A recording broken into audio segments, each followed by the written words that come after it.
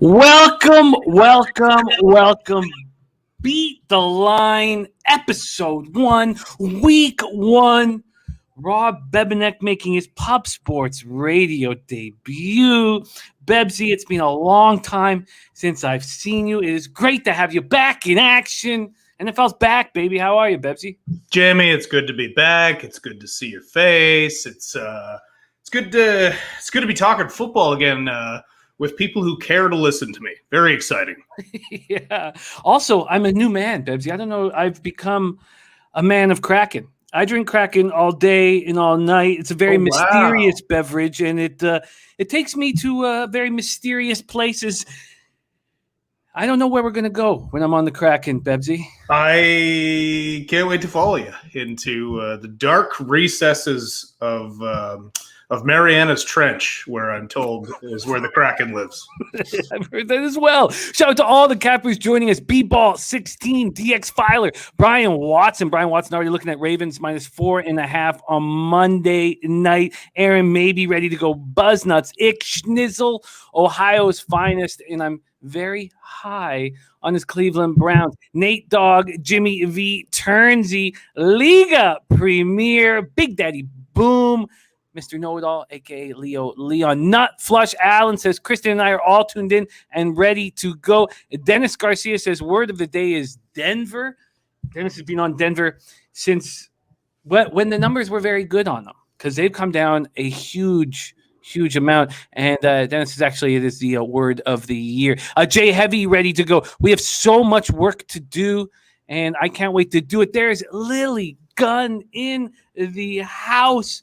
Half of the famous Vegas Gun duo joining us. So great to see you, Lily. Prince of the City says, Jimmy, finally, goddamn baseball.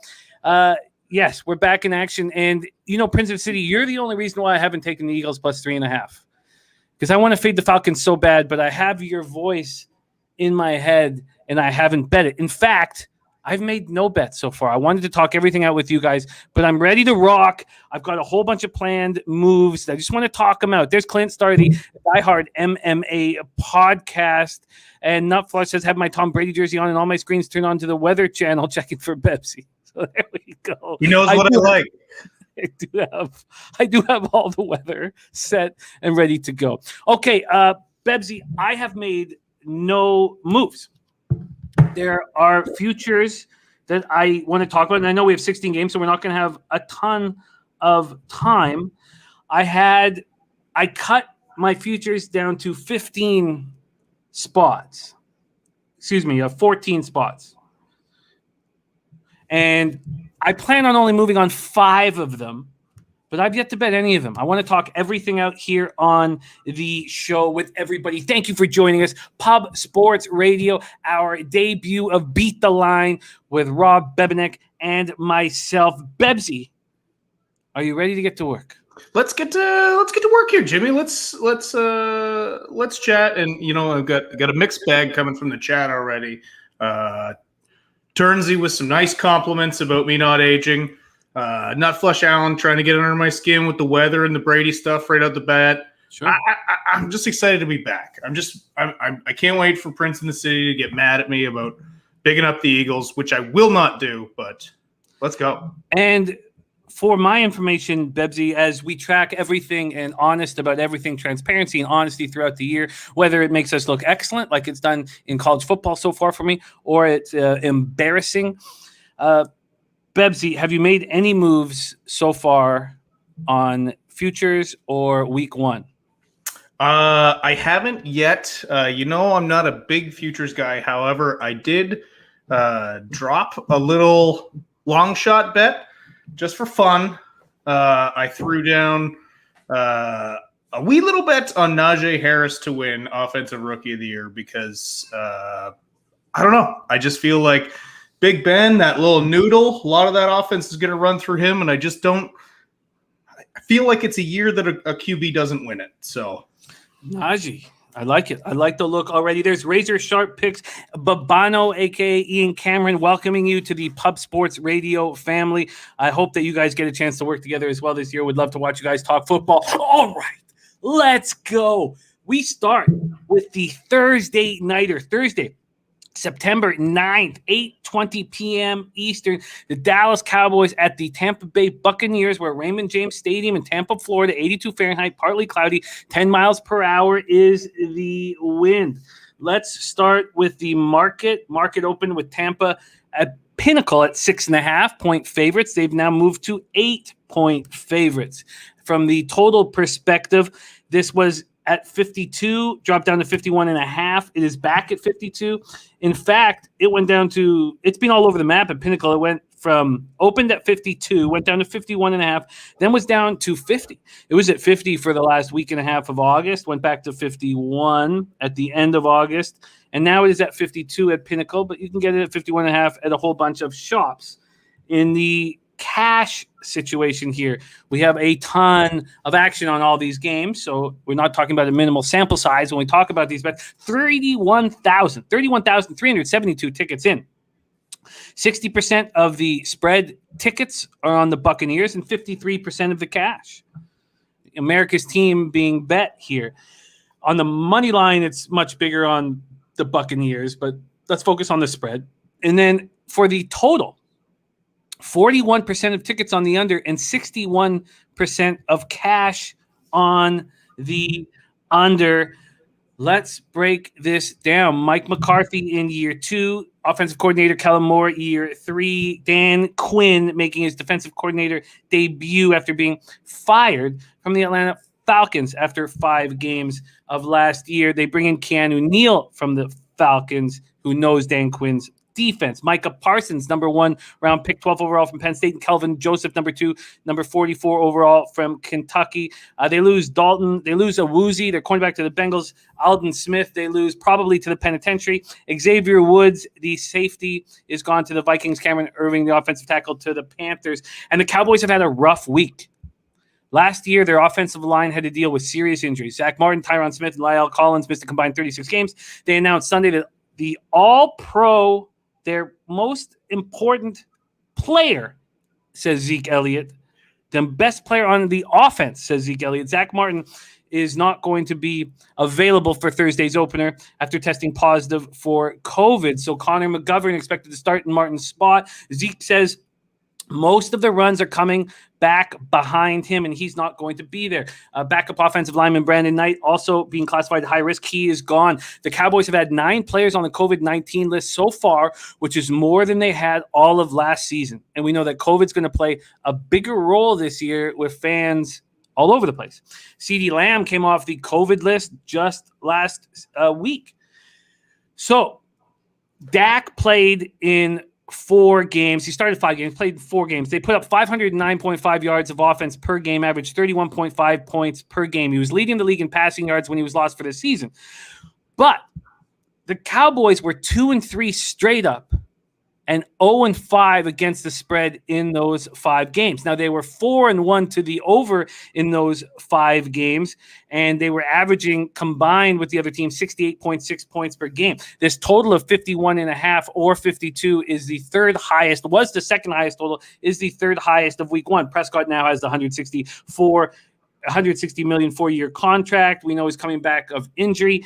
Zeke Elliott, his player prop is at 53.5 yards, which is low, but we know why it is low, because of Tampa Bay's run defense. And he averaged the worst statistical season of his career last year, 65.3 rushing yards per game, 4 yards per carry.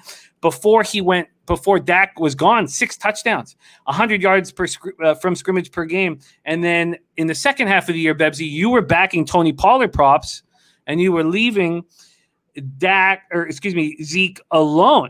So I want to talk more about what's going on here, but I'm going to start with my very first question at you, and then I'm going to come back. And what are your expectations of Zeke Elliott this year? What are your expectations of him in game 1? Well, very low expectations in week 1. As for the year, I don't know. He might pick it up. Look, he's done all the right things. He's saying all the right things. He's lost a bunch of weight. He looks trimmer. He says he's going to protect the ball now. I'm like a lot of you guys. I want to see it before I actually believe it. I don't have a ton of faith in Zeke. I like the player, and he's been great up until last year. But until he shows me he can get back to that 2019 form, I'm not going to be high on Zeke. And if anything, I'm going to look for those Pollard props all over again because, listen, he just had more bounce in his step than Zeke did all of last year. Look, maybe the weight loss has helped him. Who knows? But I'm going to see it before I start betting on it. Quickly, Dennis Garcia says one idea that's growing on me is Nola. I think Winston's going to have a huge year. I agree with that. DJ Big Boss, Ski Profit, Noli knows so many great cappers. Nick Dillard, Birdie, Zach Wilson for MVP, Eric Chang, Gerald Jones, C-Mac, Cash Action Bets is on Dallas +8. So Amari Cooper had ankle surgery in January. Dalton Schultz stepped up after Jarwin's ACL tear, so they expect a lot from him. This defense was absolutely atrocious last year. They paid DeMarcus Lawrence $105 million over 5 years. He's not given enough. Randy Gregory, multiple suspensions, being a mess. Tristan Hill was an important piece last year. Leighton Vander Esch is so questionable with his neck injuries. They draft Micah Parsons to replace him. So before we move into Tampa, let's talk about the Cowboys a little bit more. What about their defense? Can Dan Quinn change things around here? Look, I don't have a problem with drafting Micah Parsons, the player. I have a problem drafting a linebacker when you had so many needs on that defense. And look, Micah Parsons looks like an absolute stud. He's looked great in camp.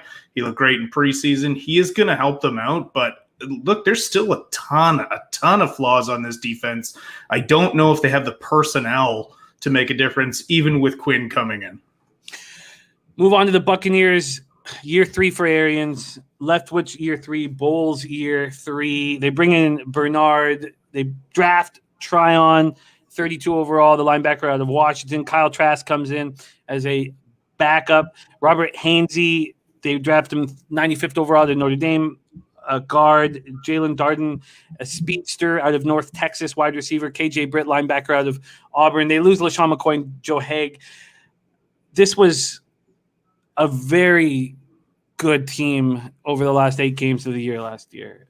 44-year-old Tom Brady, 7th Super Bowl title. He throws for 4,633 yards, 40 touchdowns, 12 interceptions. They run through the playoffs on the road until they get that home game. They average 33.9 points per game in that 8-0 run. And now all 22 starters return.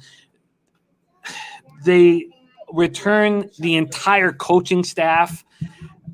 Mike Evans becomes the first player to start his career with 7 straight 1,000-yard seasons. Arian said he believes the Bucs could average 40 points per game in 2021. 40 points per game.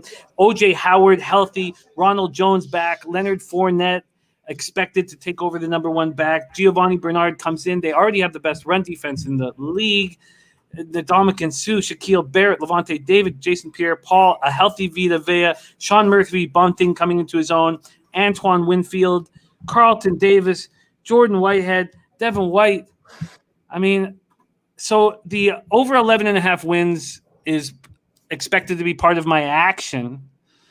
What are your expectations of the Buccaneers, and did you like them as 8-point favorites here? I think 8-point favorites week 1 is maybe a little bit generous. We always see teams start slow.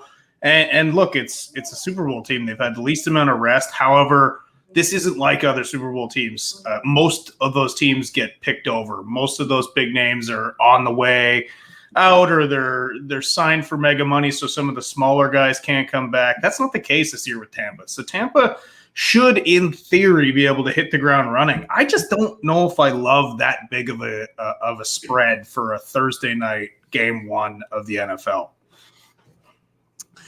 Birdie is on anytime touchdown from Antonio Brown at +175. I know that you hit the props market hard.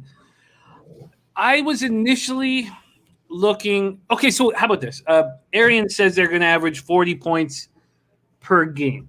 Says they're capable of averaging 40 points per game. I read that. I look at the team total for the first half for the Buccaneers. It's at 14.5, and now it's at 14.5. Juice to the under. So legitimately juice to the under 14.5. And the Dallas Cowboys first half team total is just 9.5.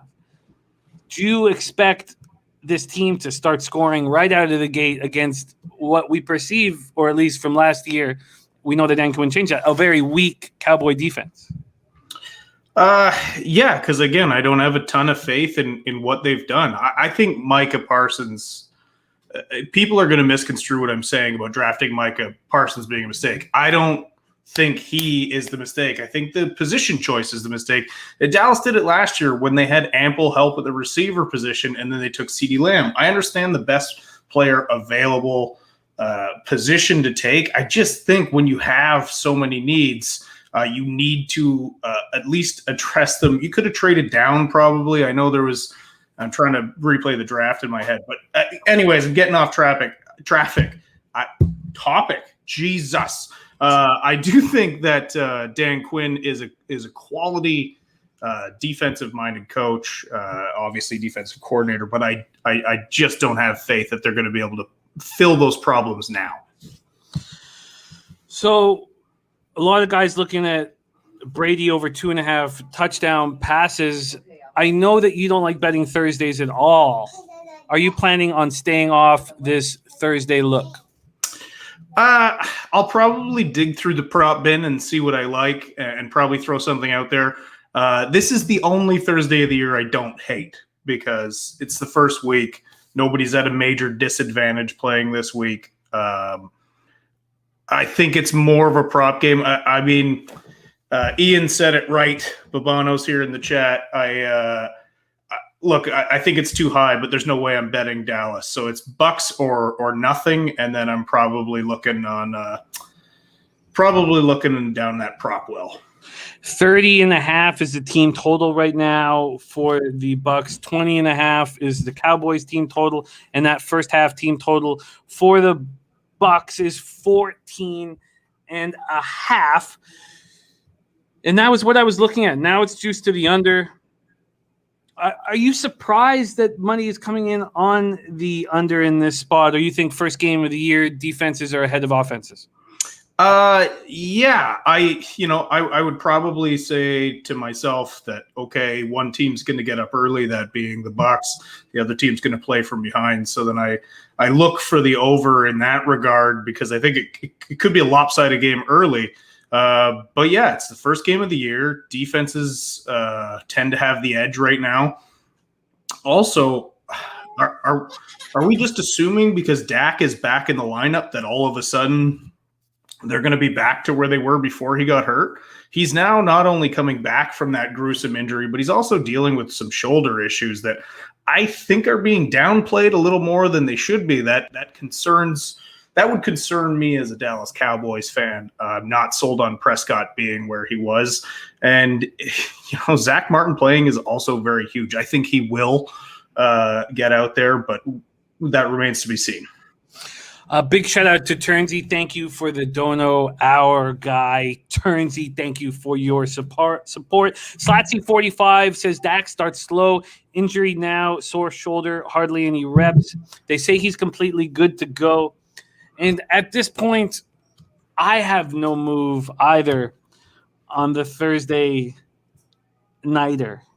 No move for me. And I want to give one, but not just going to make these moves for fun. Birdie says there's a 25-minute ceremony before the game starts. There's a real chance with all the pop and circumstance that it takes a bit to get into rhythm. That's why I stay away from first half overs. All right, let's go. We move on. That is your opening game Thursday night. And looks from the chat here for Brady over 2.5 touchdown passes. Antonio Brown, a touchdown catch is another look that Birdie's on. Burgundy Bets is buying the Bucks at 6.5, and nothing at this point for me. Let's move on to Sunday. And we start with Prince of the City's Philadelphia Eagles. And it's Prince of the City that has stopped me from betting the Eagles at plus 3.5. I want the 5 futures that made the cut. Atlanta Falcons win total under 7.5 has made the cut. Let's go Eagles, Falcons. We'll start with the marketplace. Move this over. Here we go. For Philly, they open up as 3.5-point dogs. They are still 3.5-point dogs at most books, but Bet 365, Intertops. Actually, no, maybe 60% of books have now moved it to 3. This total opened up at 47. It's now at 48, and there are a couple 48.5s on the board. Dennis Garcia says, "Fly, Eagles, fly." Not flush. Alan laughing at the Falcons. Yes, the Falcons. I'll be trying to call it Falcons all year. All right, let's start with the cash flow in this spot to see if it makes sense that this favoritism is moved from 3.5 to 3. And we have 12,117 tickets in. 50-50 on the tickets, but 55% of the cash on the Falcons. From a over-under standpoint, there's 60% of tickets on the over, but just 49% of the cash. So pretty even. Pretty even. All right.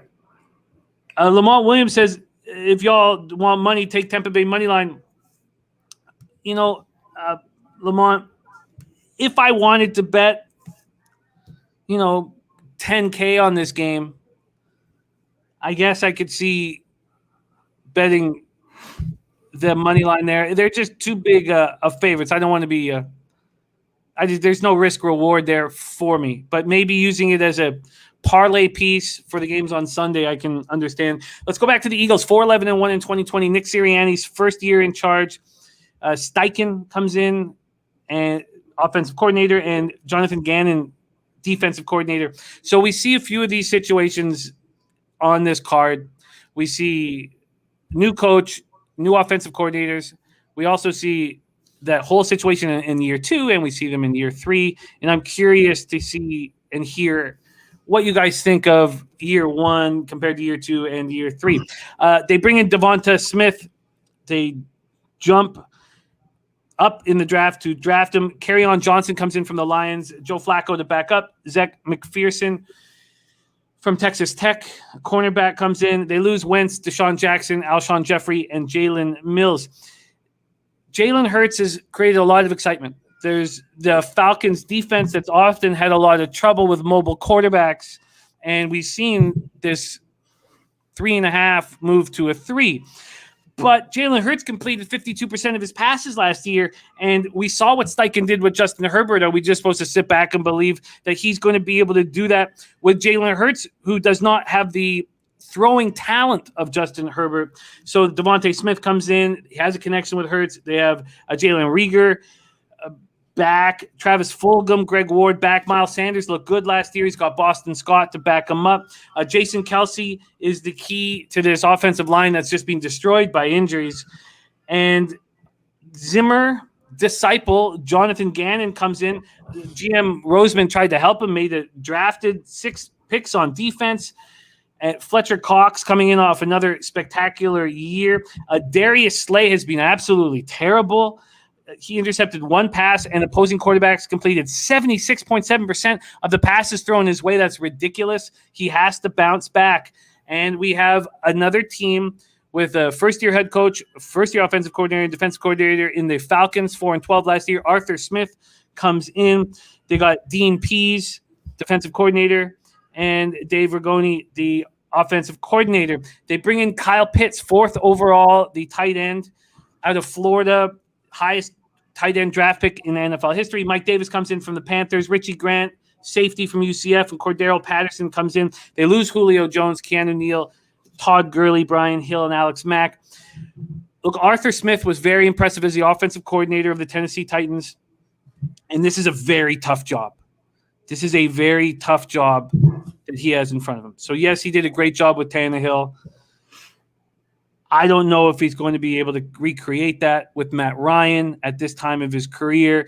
Bebsie, you talked often about Kyle Shanahan, how skilled he was as an offensive coordinator, and then Dirk Cutter can't do anything compared to Shanahan. So it's clear that Matt Ryan now is the best offensive coordinator that he's had since Shanny. But I don't know. Calvin Ridley's a ton to work with. You have Kyle Pitts, Calvin Ridley. I think Mike Davis is an upgrade from Todd Gurley. And can Dean Pease change this terrible defense? New general manager Terry Fontenot, who came over from the Saints, did a lot to try and help him. Added 3 new safeties and Drawn Harmon, Eric Harris, and the second-round pick, Richie Grant. They bring in, they already have, I should say, A.J. Terrell, who looked good in his rookie season. But Grady Jarrett is good on the defensive line. Who else? Dante Fowler took a pay cut. He's not good. And this Eagles' weakness, pass protection, well, they're not going to have to worry about it. That was my biggest thing here when I was about to pull the trigger, and maybe it's too late now, but I was about to pull the trigger because I was like, well, if the Eagles can't protect, well, they don't need to worry about Atlanta's pass rush. Maybe the Eagles will have all day. Very interesting spot here. Falcons at home to the Philadelphia Eagles. Bebsie, take it away. Jimmy, we could spend a half an hour talking about what we don't like about either one of these teams. I feel like I'd be on Atlanta if it wasn't for what they did to us last year. We did not have a very good record as a show because of Atlanta last year. They were killing it. There's just too much unpredictability from both of these teams. I don't hate the Eagles quite like Prince of the City does, but there's not much for me to like about them. Certainly not that opening presser from Sirianni. That was an absolute disaster. Man, do some rehearsal, do something. That was embarrassing. I'm not interested in this game, Jimmy. There's too many things I don't like about either team. I think there is a glimmer of potential with Atlanta, but that's basically it's flimsy. Like you said, Mike Davis is, I guess, an upgrade over Todd Gurley at this stage in their career, but not much of one. I really like Kyle Pitts. He was an absolute monster in Florida. I'm pretty sure he got Kyle Trask drafted, but I don't know. He's a rookie. He's a rookie tight end at that. He looks every bit the part. He looks like he could go off and be an absolute stud, but I just don't have faith in either one of these teams. Certainly not enough that I would lay my money one way or the other with them. If you put a gun to my head, I'd probably put it on Atlanta, but I'd be real upset about that pick. Makes sense. Ian Cameron says 2 teams I'd rather bet against than bet on, so lean Philly as the dog. C-Max has words of Big Boss. This is a bum fight. Lean under. Chris Brady leaning towards the Dirty Birds -3. Von Polo says Atlanta sucks. Johnny K says Falcons team total over.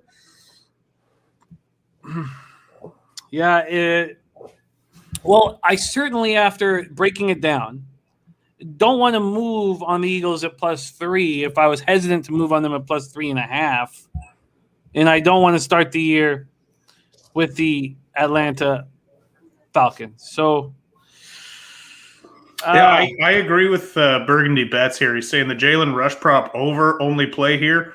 Day before I'm looking at that as a possible target, but Al Cervix said the same thing. He's too chaotic. There's too much I don't like.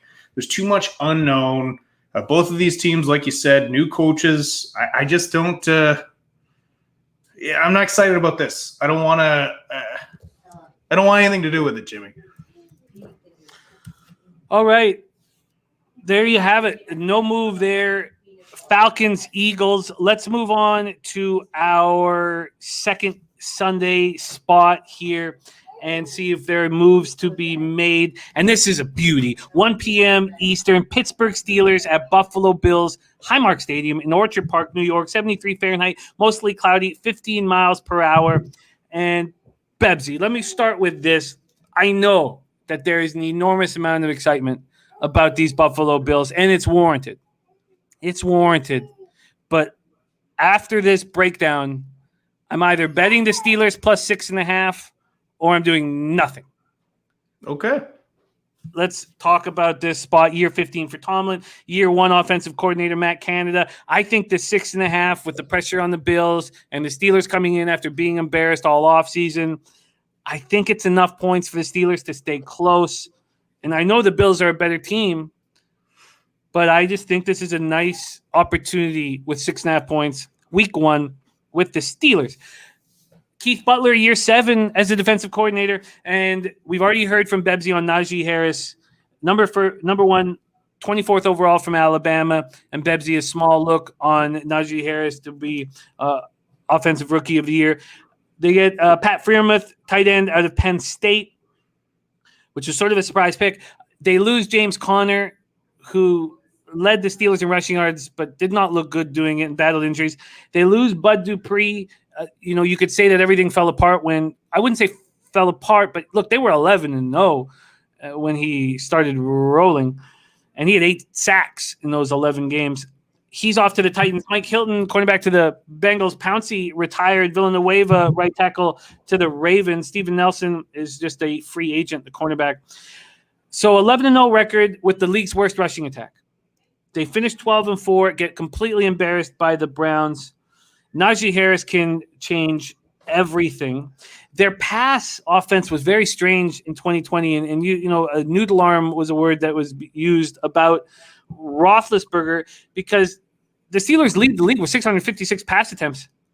Their 6.3 yards per attempt was tied for 28th. And Deontay Johnson, Claypool, and Smith-Schuster all get 100 targets, but they didn't have a receiver with over 1,000 yards. Eric Ebron bounced back, 558 yards and 5 scores, but they draft Freiermuth, so obviously they don't love what they saw. They draft Kendrick Green in the 3rd round and Dan Moore in the 4th round to help their offensive line. Pouncey gone, which is a big loss. The Steelers had one of the top defenses in 2020, but we saw it just get worse as the injuries took their toll. TJ Watt has been upset. Do you know what's going on with TJ Watt right now? I probably should have looked that up just before the show started. TJ Watt wanting the extension. We know that the Steelers don't negotiate once the season starts. So we're waiting to see if he's going to get that extension by Sunday, but he's not pleased. And Joe Hayden is one of the few holdovers at cornerback. Devin Bush, Robert Spillane, they had a ton of injuries, and they come in healthy. And I think they're live here at 6.5-point dogs. Let's take a look at the cash flow here. We have 16,947 tickets in. 61% of the tickets are on the Bills, but just 38% of the cash. I think sharp money is on the Steelers here. From a total perspective, it's very even. 51% of tickets on the under, 47% of cash on the under. Look, McDermott has been excellent. 50 year in charge of the Bills. Brian Daboll is an excellent coordinator. Leslie Frazier in year 5 is defensive coordinator. It just feels like Brandon Beane's making all the right decisions from a player personnel standpoint. Emmanuel Sanders comes in. Breda comes in. Trubisky to back up. They draft Marcus Stevenson in the 6th round. They lose John Brown, Andre Roberts, and Tyler Kroft, but this is a team on the rise. We know that. We know that they're very good. And I know that Ian Cameron says, I like the Bills a lot this season. Right here in the video, it says over wins, win division, conference, Super Bowl futures, no need to pile on. I think the number's right where it should be here. Probably won't be on this game. I think this is the opportunity to fade them here, personally. Look, Allen has become a monster. Their two-headed rush attack with Singletary and Zach Moss is very good. Now they had Breda. They had injuries to Milano last year that hurt them, and now he's healthy. Signed this 4-year, $44 million contract. They get Lodulele rejoining the squad. Jerry Hughes, Mario Addison, Ed Oliver. They have so many looks they can give you from a pass rush scenario. And Tre'Davious White comes back, Jordan Poyer, Micah Hyde. Look, this is an excellent team, but I think they're vulnerable here. A Caveman Bet says under 48.5 all day. Bebsie, take it away. Marquee matchup, Steelers at Bills. This game worries me for the exact opposite reason the last game worries me. There's too much excitement about both of these teams. The last 2 teams, I'm like, what a disaster. But these 2 teams, obviously the Bills, more excitement. I think they're foundationally better. I think they're coached better, and that's not necessarily a popular thing to say because people love Tomlin, but I agree with you, Jimmy. I think McDermott's doing an absolute heck of a job. I am curious about one thing that you mentioned, and that was I don't know if you mentioned yards per attempt from Big Ben, but the first half of the year was not a problem with Big Ben. I do remember saying on this show how great he looked in camp last year. He looked like he finally lost weight. He looked like he was in shape. His noodle arm wasn't a problem until down the stretch. They started losing games. He had to make bigger throws. He didn't have the arm strength at that stage in the season. So I'm not too worried about that to start this season off. I agree the value bet here is taking the Steelers. I do think it's a lot of points to lay. I can even see a backdoor cover happening here. I do think the Bills win outright. I think it's maybe a touch too many points. Two more things I do want to address before I wrap it up, this quick little breakdown, is I think Turnsey asked how we typically do week one. I limped in last year. I think I had 5 or 6 bets in week one. I always start slow because I like to see how things play out. Some people, hey, we already talked about this a lot last year. I'm a coward. So I always limp in. I really pick my spots early on and then start juicing up when I get cocky. But and then the other thing I did want to mention is I'm not sure who it was in the chat. Caveman bets under 48.5 all day. That would probably be my look in this one. Because again, I think there's a lot of moving parts on the Steelers, and I don't see them putting up a ton of points right away. I don't know what to make of Juju Smith-Schuster, because we all know the talent is there, but I feel like his talent seemed to diminish towards the end of the last year, and I don't know if that was just because we hated him because of all the other antics that you were just like, okay, stop dancing on logos and getting your team beat. But I don't know if I have a ton of faith in the Steelers out the gate. I have more faith in Big Ben throwing early, but this is too many points to give the Bills with a team that I think has been dragged through the mud because of how hot they started last year and tailed off. I like the breakdown. Also, in some of our cap, Eric Rosas remembers, you were low quantity of action, but you were up 15 units, 4 weeks into the year? I mean, you started out very, very, very hot last year. So the early season looks, you've always been very good at, and it's because you focus on football year round. Slats45 says, I don't see the love for Pitt. Pouncey retired, bad O-line, Ben is old, Bills are nothing. Burgundy Bet says under for me. Rodney Barton, Steelers 10-3 against the Bills. Dutch Boy Fresh says Tomlin, the most overrated coach in the league. I don't think he's the most overrated coach because I never hear anyone say anything nice about him or good about him. It's questionable why he still has his job 15 years in. Birdie says I have to watch this Steelers-Bills game. Bills can't run the ball. Says we have no idea what the Steelers O-line will look like. No play for me under the Steelers games on the road is never a bad look. Slat, I agree with all of Slats' points here. Every time I think the Steelers O-line isn't going to be good because they lost somebody, there's 2 guys we never heard of that step up and be incredible. So until they stop doing that, I'm not going to worry about the Steelers O-line. And also on the defensive side of the ball, yes, they did lose Bud Dupree, which I think was actually at the time very underplayed. But they did bring up Ingram. So if Ingram plays healthy, he's going to be helpful on the other side of Watt. But if Watt doesn't play, then maybe you look brilliant by beating the line. Because if they announce on Sunday that Watt isn't playing, then that 7.5 or 6.5, whatever you're sitting at there right now, is going to look real good. Is that a possibility? I don't personally think so. I think he's going to play, but he's currently unhappy, whatever that means. But I don't think he has leverage. This team doesn't pay people who sit out. Clearly unhappy. No doubt about it. Noli says, how many losing seasons does Tomlin have? Look, he has his job for 15 years for a reason. And the Steelers are based on, continuity throughout their whole franchise. I mean, what have they had? 4 head coaches? But the guys are screaming for a quick shot. We have a ton of work to do, but hard for me to say no to that. We are about to break down Minnesota Vikings at Cincinnati Bengals. But the NFL is back, baby. Pub Sports Radio will be here every Tuesday night and then every Sunday morning at 11 a.m. with the NFL Pub Hub. Let's get a little mysterious crack in me now. I know that Bebsie is still recovering from hernia surgery, and so is Slats 45 in our chat. So you guys both are getting through that right now. Are you on the sauce as we speak, Bebsie? I don't know what the hell that is. What is that? It's just a beer. All right. Okay. Just a local beer. All right. From, that's valid. Okay. I mean, if it was urine or white wine, we would have a problem. But you're in business. Hey, man. I do what I do. Oh, Jesus. Are you straight cracking it? Oh, goddamn, I am. This is. God, you get a little taste of it.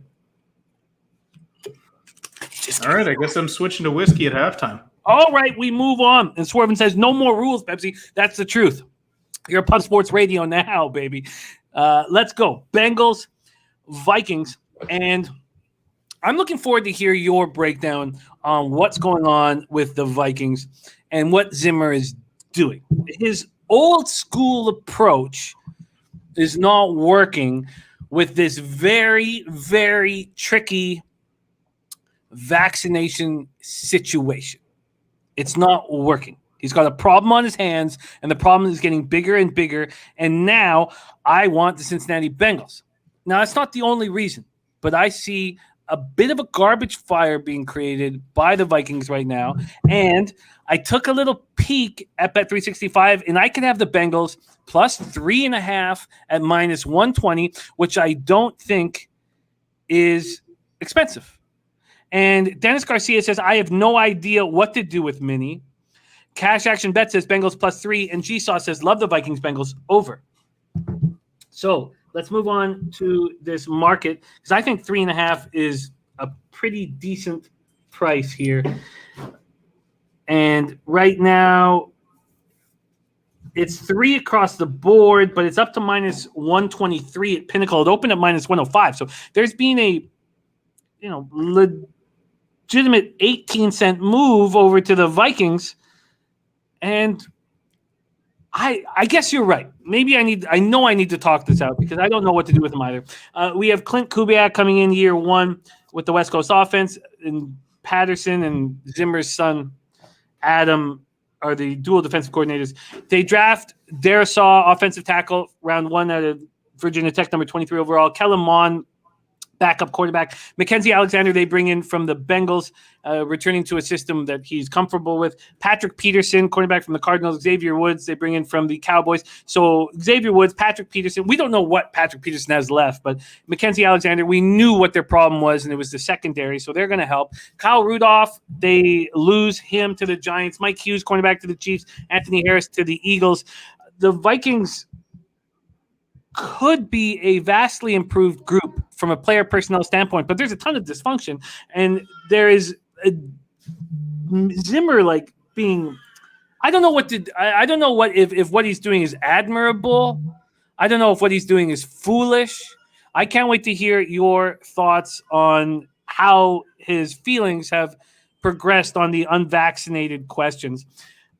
Kirk Cousins threw for a career-high 35 TDs. Justin Jefferson set a rookie record. Adam Thielen caught 14 passes for 925 yards. Dalvin Cook was an absolute monster, 1,557 yards.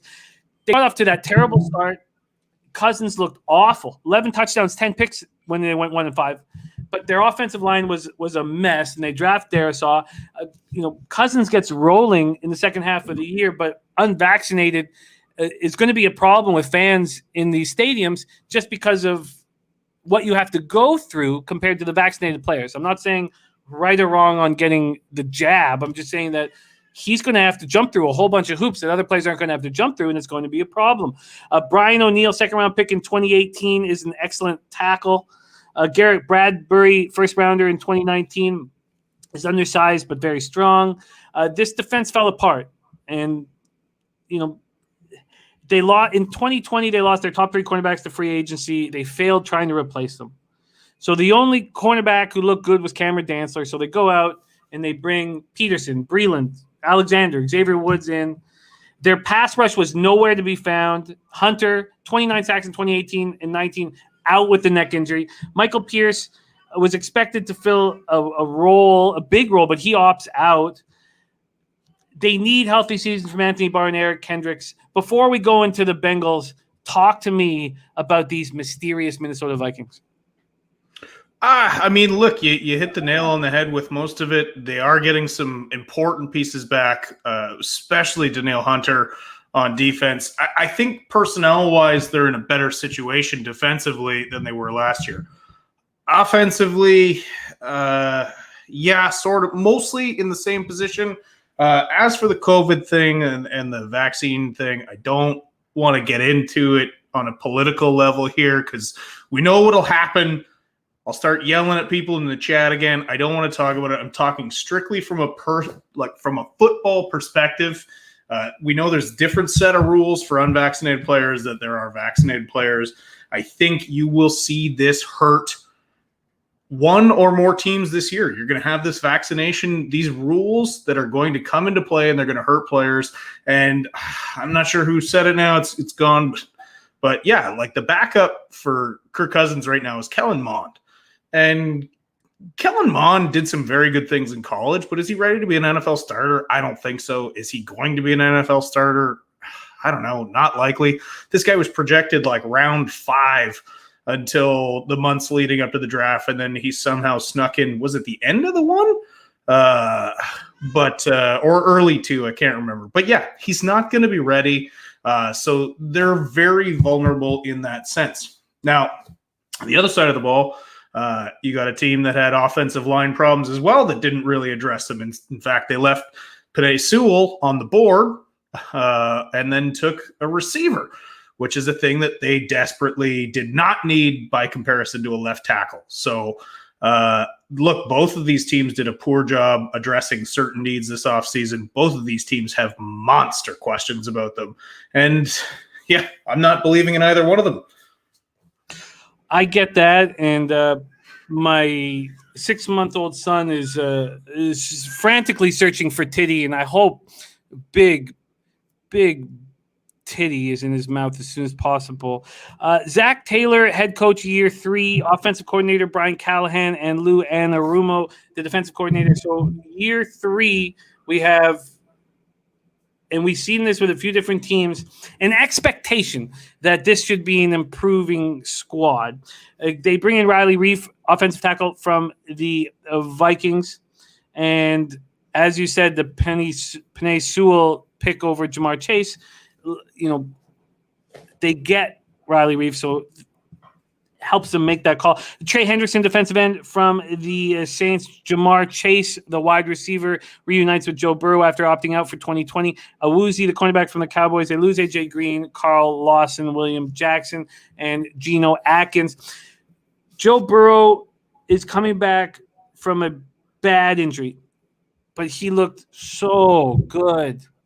And if he wants Jamar Chase and doesn't need Penei Sewell to protect him, and that's what he's fighting for, I understand. He's got the keys to the car, and if he tells you to shut up, you shut up. If he tells you to smash some Kraken, you smash that Kraken.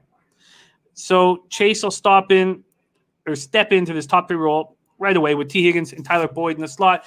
Jackson Carman from Clemson taken in the 2nd round of the draft to bolster the guard spot. So you have Dante Smith from East Carolina in the 4th round. You get center Trey Hill in the 6th round. So it's not like they stayed away from protecting their prized possession. Joe Mixon signs a 4-year, $48 million contract extension last August. They don't bring him back when he could have come back because he would have been destroyed because, if with Mixon healthy and a pass game that's dangerous, Mixon can put up some big numbers. So I like that. They wait till the 6th round before drafting Chris Evans out of Michigan. They're hoping to see a bounce back defensively, hoping to see a bounce back spot from Sam Hubbard, 2 sacks in 2020. And the question for me is this secondary. The secondary, as it stands right now, will have 3 cornerbacks who've never played it down for the Bengals. Jesse Bates III will hold it together. And Jermaine Pratt is part of a pretty good-looking young Bengals linebacking core. And Dennis Garcia is on the 2 to win place at Mohawk Standard Bread. Bebsie, what's the move here? Do you agree with me wanting to back the Bengals plus 3.5, or is this a stay off spot? It's another stay off spot for me.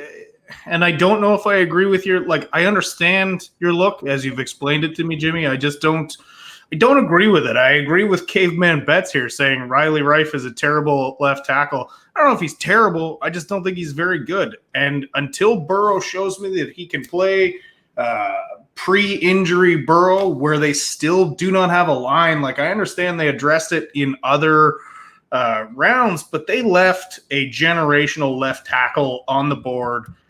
They took the sexier pick. And look, I think Jamar Chase is going to be fine. There's a lot of hoopla being made about his drops in camp. I do think he's an insanely talented receiver. He's going to be fine, but they got to buy Burrow some time. And they still don't have a very good defensive or offensive line.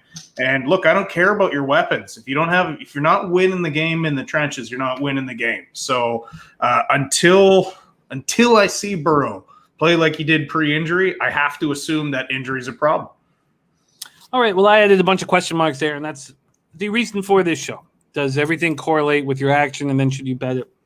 Okay, there is Vikings, Bengals. We move on. Next spot on the board for us is the Niners. Niners at Detroit Lions. You guys who have watched Bebsie and I for a couple of years now know that we are both 49er fans. And I think this is a great spot for them. And I think 7.5 points is a fine number. And I want to back them here. Shanny's in his 5th year. Mike McDaniel and D'Amico Ryans come in offensive coordinator, defensive coordinator in year 1. They draft Trey Lance. He's got a stinger right now. It looks like, I don't know, Bebsie will let us know if he's even available to come off the bench. Trey Sermon, round 3, number 88 out of Ohio State. Elijah Mitchell, round 6, number 194 out of Louisiana. And Alex Mack comes in to bring that veteran presence from the Falcons. They lose Richard Sherman, and maybe we all lose Richard Sherman. Jerick McKinnon, running back, over to the Chiefs. Tevin Coleman over to the Jets. Jordan Reed retires. Look, last year was ugly. Injuries were a huge factor. We all know what happened in week 2 in MetLife Stadium. All the guys were uncomfortable about the turf, and it was in their head. And, my dad was my football coach. And look, I've got fucking toddler shoulders, and he used to just yell at me. If you hesitate, you're going to get hurt. If you have any concern over something like the turf, there's going to be a hesitation. You're going to get hurt. When they were all complaining, God, it worried me. And then sure, Bosa, Garoppolo, Mostert, all get fucking hurt. Kittle was already on the sidelines. We barely saw Samuel and Ayuk together. I get why they move up to draft Trey Lance. How often? I mean, if you have a successful franchise, you must think that you're not going to get a high draft pick very often. And maybe, I don't know, I'll hear your breakdown on that. But Garoppolo will be the guy for week 1. Mack comes in. So now they have Trent Williams and Alex Mack on the front line. That's going to be very good. You got Laken Tomlinson, Mike McGlinchey, Aaron Banks.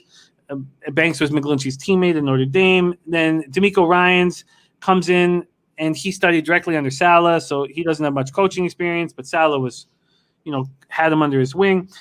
They were 5th in the NFL in total defense, even without Bosa, D Ford, and Richard Sherman for most of the year. So this is a very dangerous defense. Kinlaw, Armstead. Armstead signs a 5-year, $85 million deal. Kinlaw and Armstead last year, just 5 sacks in 2020. I'm curious to hear what you think of them this year. And all-pro inside linebacker Fred Warner, everything's based around him.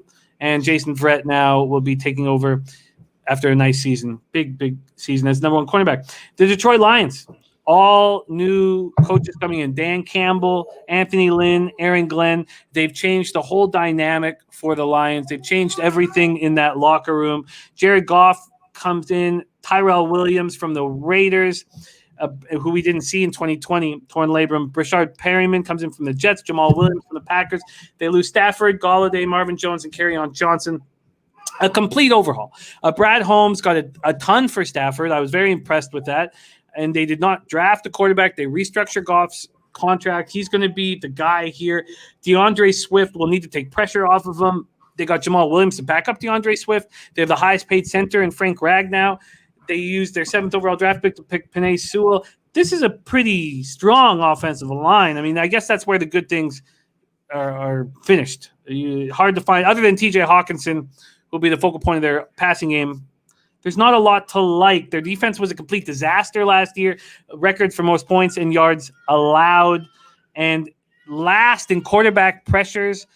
They never blitzed. It was a strange season. Trey Flowers, Okwara, and Michael Brockers are going to be expected to change that. Okwara had 10 sacks last year. Jamie Collins comes in. They draft last year, number 3 overall, Jeff Okudah. He played just 9 games. He's expected to step up in a big way. Melifonwu, they draft out of Syracuse in the 3rd round. This is going to be an improved team, but are they vulnerable here in week 1 against the Niners? Here we go. The 7.5-point favorites for the Niners. That hasn't changed. In fact, there's been a 5-cent move towards the Lions. This total opened up at 46. It's now at 45. And from a cash flow situation, we have 18,624 tickets in. 79% of the tickets on the Niners, 75% of the cash. Then 57% of the tickets on the under, and just 29% of the cash on the under. So expectations for an over here. Bebsie, take it away. Well, before I get rolling, Burgundy bets, yes, I do like that look. I agree with you wholeheartedly. I think Brandon Ayuk is, especially if he's healthy, staring at a 1,000-yard season. Now, quick to the game. Listen, there's value here in the 49ers at 7.5.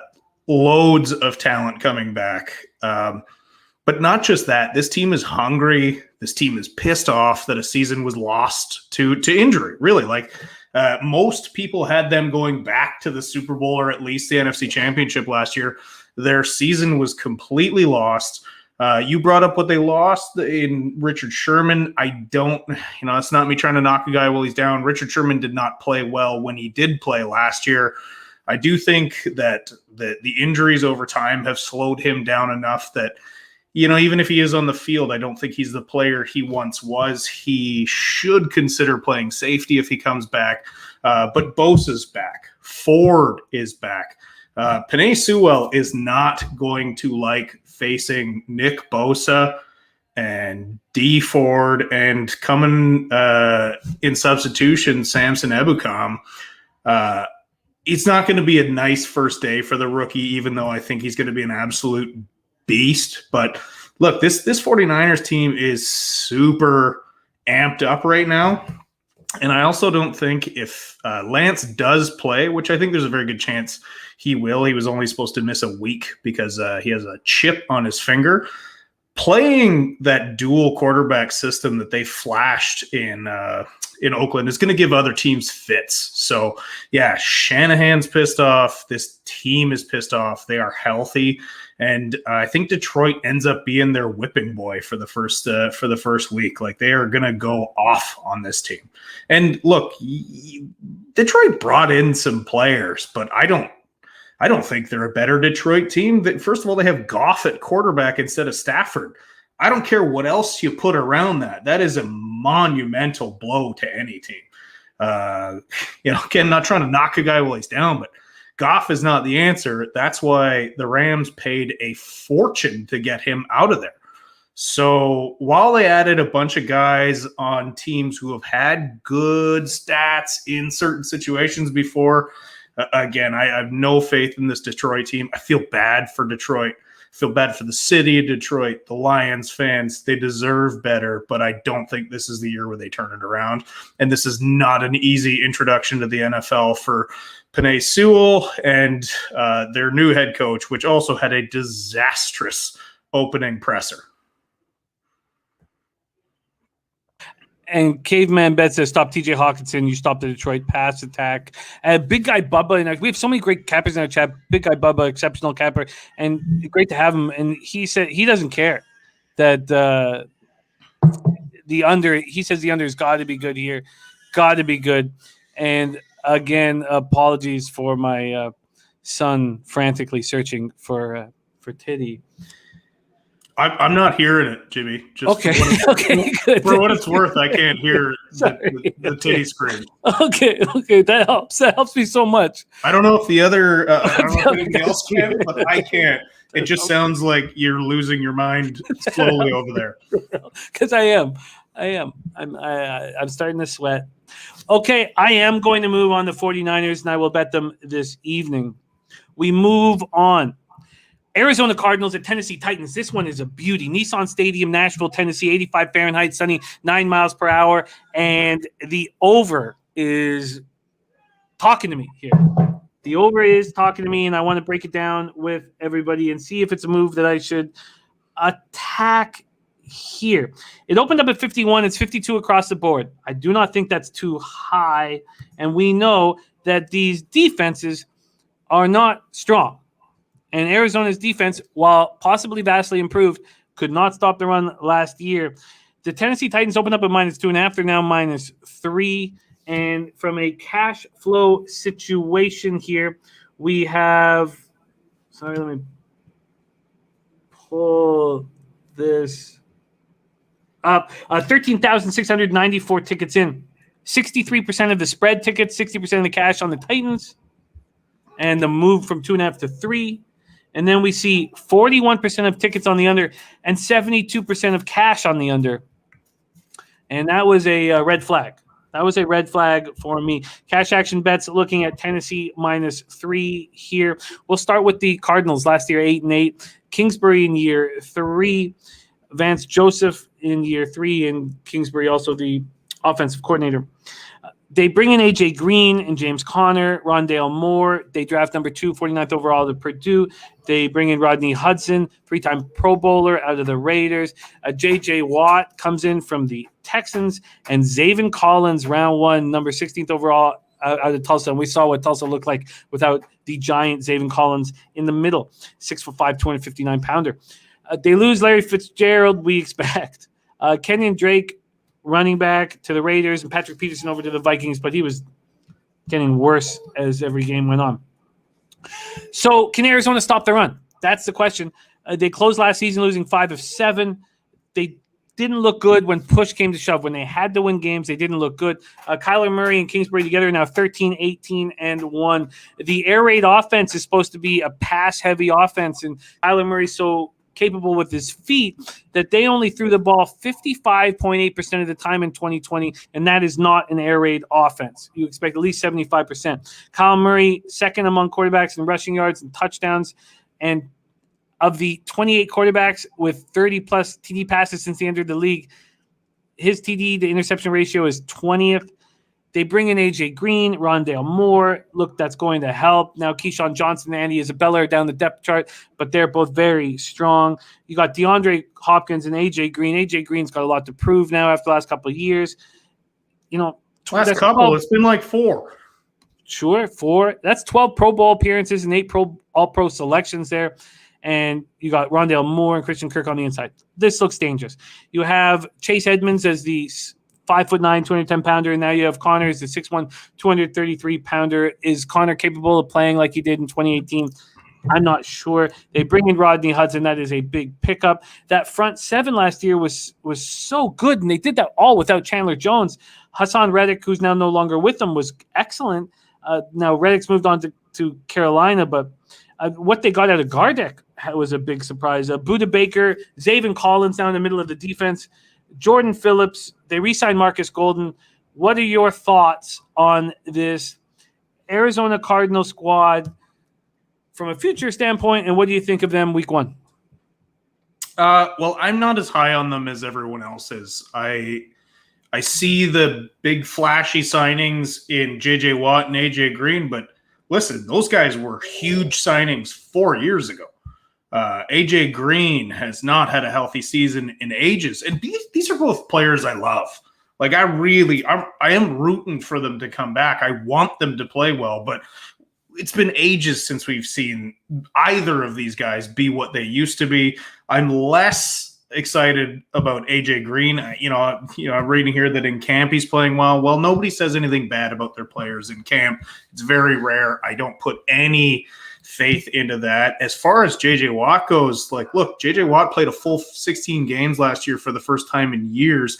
He has never played a full 16 games 2 seasons in a row. In fact, anytime he's played a full 16-game season, he's finished the next season on injured reserve. So let's not get excited about that. Let's also not get excited about Cliff Kingsbury's air raid offense. We've been waiting to hear about it. It's year 3. He keeps loading up on receivers. None of that ever comes to fruition. Also, it never did when he was a college coach. Do you want to know the last time he's had a winning record? He was 8-5 with Patrick Mahomes as a starting quarterback. That's the last time this guy's had a winning record, let alone been dominant, which 8-5 with Pat Mahomes in college is not dominant. This guy is the most overhyped coach in the NFL. I'll be surprised if he has a job at the end of the season. Count me early as one of the people who do not believe in the Arizona Cardinal hype. That was a great breakdown, Bebsie. Dennis Garcia says Tennessee added an old, oft-injured Jones, and now everyone thinks they're good. Arizona also added a bunch of old guys who aren't any good anymore. Hope one looks really good. I look forward to fading them both. That's from Dennis Garcia. And Jordy Nordman joining us. Great to see you, Jordy. Okay, so great breakdown there on the Cardinals. Fascinating. Now let's move on to the Titans. Vrabel in year 4 with new coordinators, new offensive coordinator, defensive coordinator, Todd Downing on offense, Shane Bowen on defense. They bring in Julio Jones. They bring in Josh Reynolds, Des Fitzpatrick, round 4, number 109 out of Louisville, 6'2", 210-pounder. Dylan Radune's the offensive tackle at North Dakota State, and Bud Dupree, a supposedly healthy Bud Dupree. Key losses, Corey Davis, Jonnu Smith, Adam Humphries. Vrabel has been excellent. He's been very good. 29-19. Get to the AFC title game. Beat Brady and Belichick when they were together. Derrick Henry is an absolute monster. We know that. 2,027 yards, 3rd consecutive campaign with more than 1,000 yards, and he's just 27. But you do worry with 380 carries over his last. So back-to-back 380-plus carries. That's including playoffs. If that could catch up to him. A 3rd-round pick, Darrington Evans, had hamstring issues. He's expected to be explosive this year. They lose Corey Davis, Jonnu Smith, Adam Humphries, Khalif Raymond. Julio Jones is expected to help take the pressure off of A.J. Brown. They bring in Josh Reynolds, Anthony Firkser. Taylor Lewin played 5 games to an ACL injury. We also remember his distinguished career take a hit in 2019 because of the banned substances. Roger Saffold is being excellent at left guard. Ben Jones at center. Nate Davis looked very good, so the offensive line is tough. Defensively, Malcolm Butler, Adoree Jackson, Kenny Vaccaro are all gone. Janoris Jenkins, 33. Caleb Farley drafted in the 1st round of the Virginia Tech. Bud Dupree should help in a big way if he is healthy and ready to go. But last year, this defense was bad. Bad. Is it going to be improved this year? And with your feelings on the Cardinals, will you be betting these Titans? Well, I'll get that out of the way. Yes, I will be betting the Titans, and it's mostly because I really believe in the Titans and I don't believe in the Cardinals. And I do think the Titans are going to be another team that's, fighting for that AFC championship. Whereas I think the Cardinals, until they show me otherwise, they're an 8-8 team. I do think overall, Bud Dupree should help this defense. I hope that they are trending in the right direction as I am backing them. But I just think offensively, they're a juggernaut. They were a juggernaut before, and they've added Julio Jones. And Julio Jones doesn't have to be the guy. He's the 3rd guy right now. It's Derrick Henry first, and A.J. Brown is an absolute stud. And, Julio can only help if he stays healthy. He's been mostly healthy. He's played through some injuries, but he hasn't missed a ton of games. Yes, he did last year, but throughout his career, he has been mostly healthy. I do agree that at this age, this stage in his career, that could be a bit of a problem. But he's there week one, and this team is a monster on offense, and I don't see the Arizona Cardinals being able to slow them down. I like Zaven Collins. I think he was a bit overdrafted, but I do like him. I think they'll finally have some good linebacking core, especially if Isaiah Simmons keeps stepping it up. But I don't have a ton of faith in that front seven overall, and I don't have a ton of faith that they'll be able to slow this team down. So, yes, I am taking Tennessee Titans this week. I do think that this is one of the easier matchups to look at. Ooh-wee. The first bet of the young season from our Rob Bebenek. The Titans -3. The best line available is at Pinnacle at +102. Look at that. We are on the board, Bebsie. On the board. I know we got to rush, but we should celebrate your first bet. So, Bebsie's on the board. May this season be glorious, full of cash for you. Titans -3 +102. I didn't like being left out of your straight rum, so I got on the straight whiskey. As you should. We move on. Bebsie is on the board. Burgundy Bet says, any chance this gets to -2.5? Let's take another look at the cash flow here. And we have just under 14,000 tickets in. And no, we've got reverse line movement here at its peak. So we have a situation here where no, I do not see a 2.5. Big Guy Bubba says Titans cover this game with turnovers and run game. I don't like it. Not against Murray. Okay, we move on to our next spot. Bebsie is on the board. Seattle Seahawks at Indianapolis Colts, and this one is wild. First off, when will this total be too low? Is question number one. I know we have a lot of Carson Wentz question marks, but when will this total be too low? It opened up at 52. It's now at 49.5. That's my first question. My second question, I will do a couple breakdowns before, but these are my main questions. When will it be too low? And also, at what point do you want to back the Colts? We've seen a 5-point move to the Seahawks. It is the biggest move of any game on week one. The Colts open up as -2.5 point favorites. They're now 2.5 point dogs. And from everything we've read, Wentz is good to go. Let's start with the Seahawks, 12-4. Pete Carroll in year 12. Shane Waldron, year 1. Shane Waldron with a lot of high expectations. And Kenny Norton in year 4 as a defensive coordinator. They bring in Gerald Everett, Dwayne Eskridge, 56th overall of Western Michigan. The guy can fly. Dwayne Eskridge can fly. Gabe Jackson comes in from the Raiders to appease Russell Wilson. We know that he is being very upset, and we'll get into that in a second. In the offseason, so Gabe Jackson comes in. Ahkello Witherspoon comes in from the Niners, a cornerback that Bebsie knows very well. He's gone. Is he? Say what? He was traded to the Steelers 2 days ago.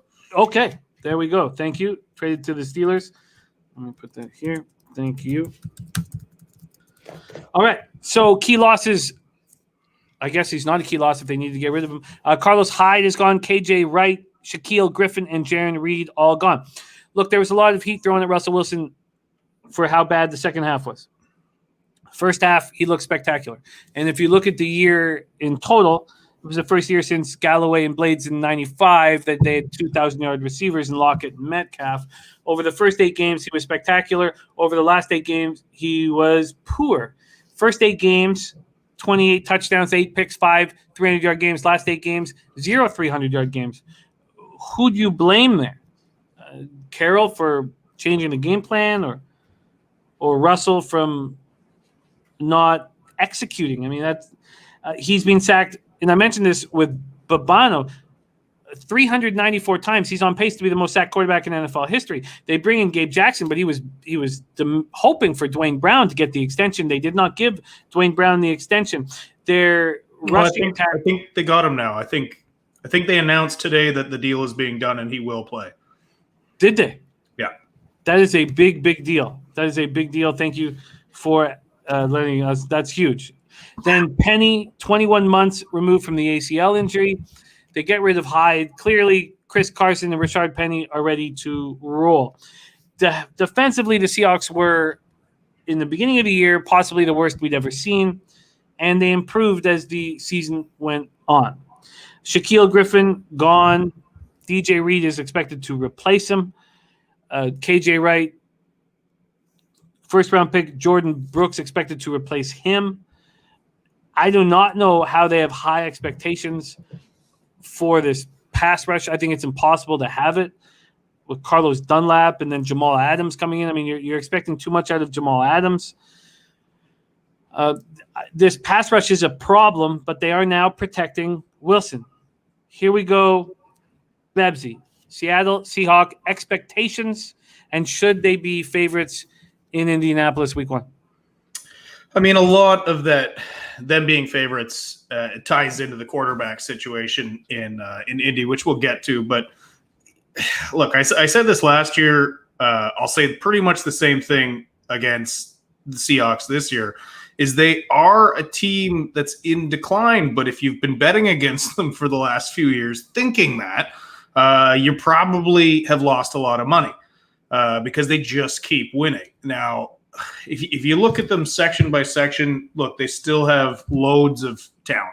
They still have Russell Wilson, who, yes, he declined second half of the year last year. Was he playing hurt?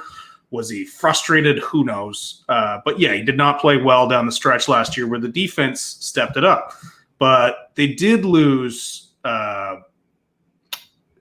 they lost Jaron Reed, and they also lost you just mentioned him. Somebody else they just lost on D, KJ Wright, who had a phenomenal season last year.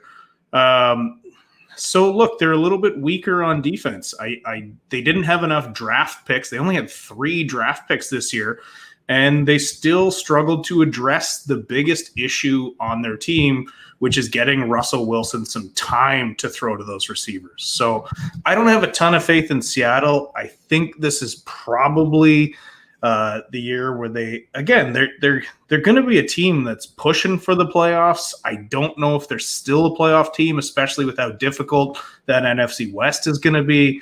But I certainly wouldn't bet against them, especially not early, because listen, if you've done it, you've lost a lot of money. Their biggest problem is they have to stop Jonathan Taylor, and I think JT is going to be running hard in week 1. I think the Colts. I think there's been a ton of movement towards the Seahawks because of the questions on Wentz, and now I'm not sure if I want the Colts at +2.5 or the Colts at +125 on the money line. Frank Reich in year 4. You have Marcus Brady coming in year 1, offensive coordinator. Matt Eberflus, defense coordinator year 3. Wentz. They bring in Eric Fisher at left tackle, hoping he can return from the Achilles injury. They got Kwity Paye, first round, number 21 overall out of Michigan. Kylan Granson, 4th round at a number 127 SMU tight end. They lose Phillip Rivers. Good, take care of those kids. Anthony Costanzo, offensive tackle, retired. I mean, that's 10 seasons of Costanzo protecting the quarterback. Trey Burton, Jacoby Brissett, gone. Carson Wentz, MVP candidate to a 28.4% bad pass percentage, 29.5% completion percentage under pressure. Let's start with Carson Wentz. What are your expectations of him, Bebenek? I don't think he's going to be as brutal as he has been. He was abysmal last year, but I think everything was going against him in Philly. You know, he, like you said, he's got that MVP caliber season. He gets injured. They make a statue for his backup to end that season.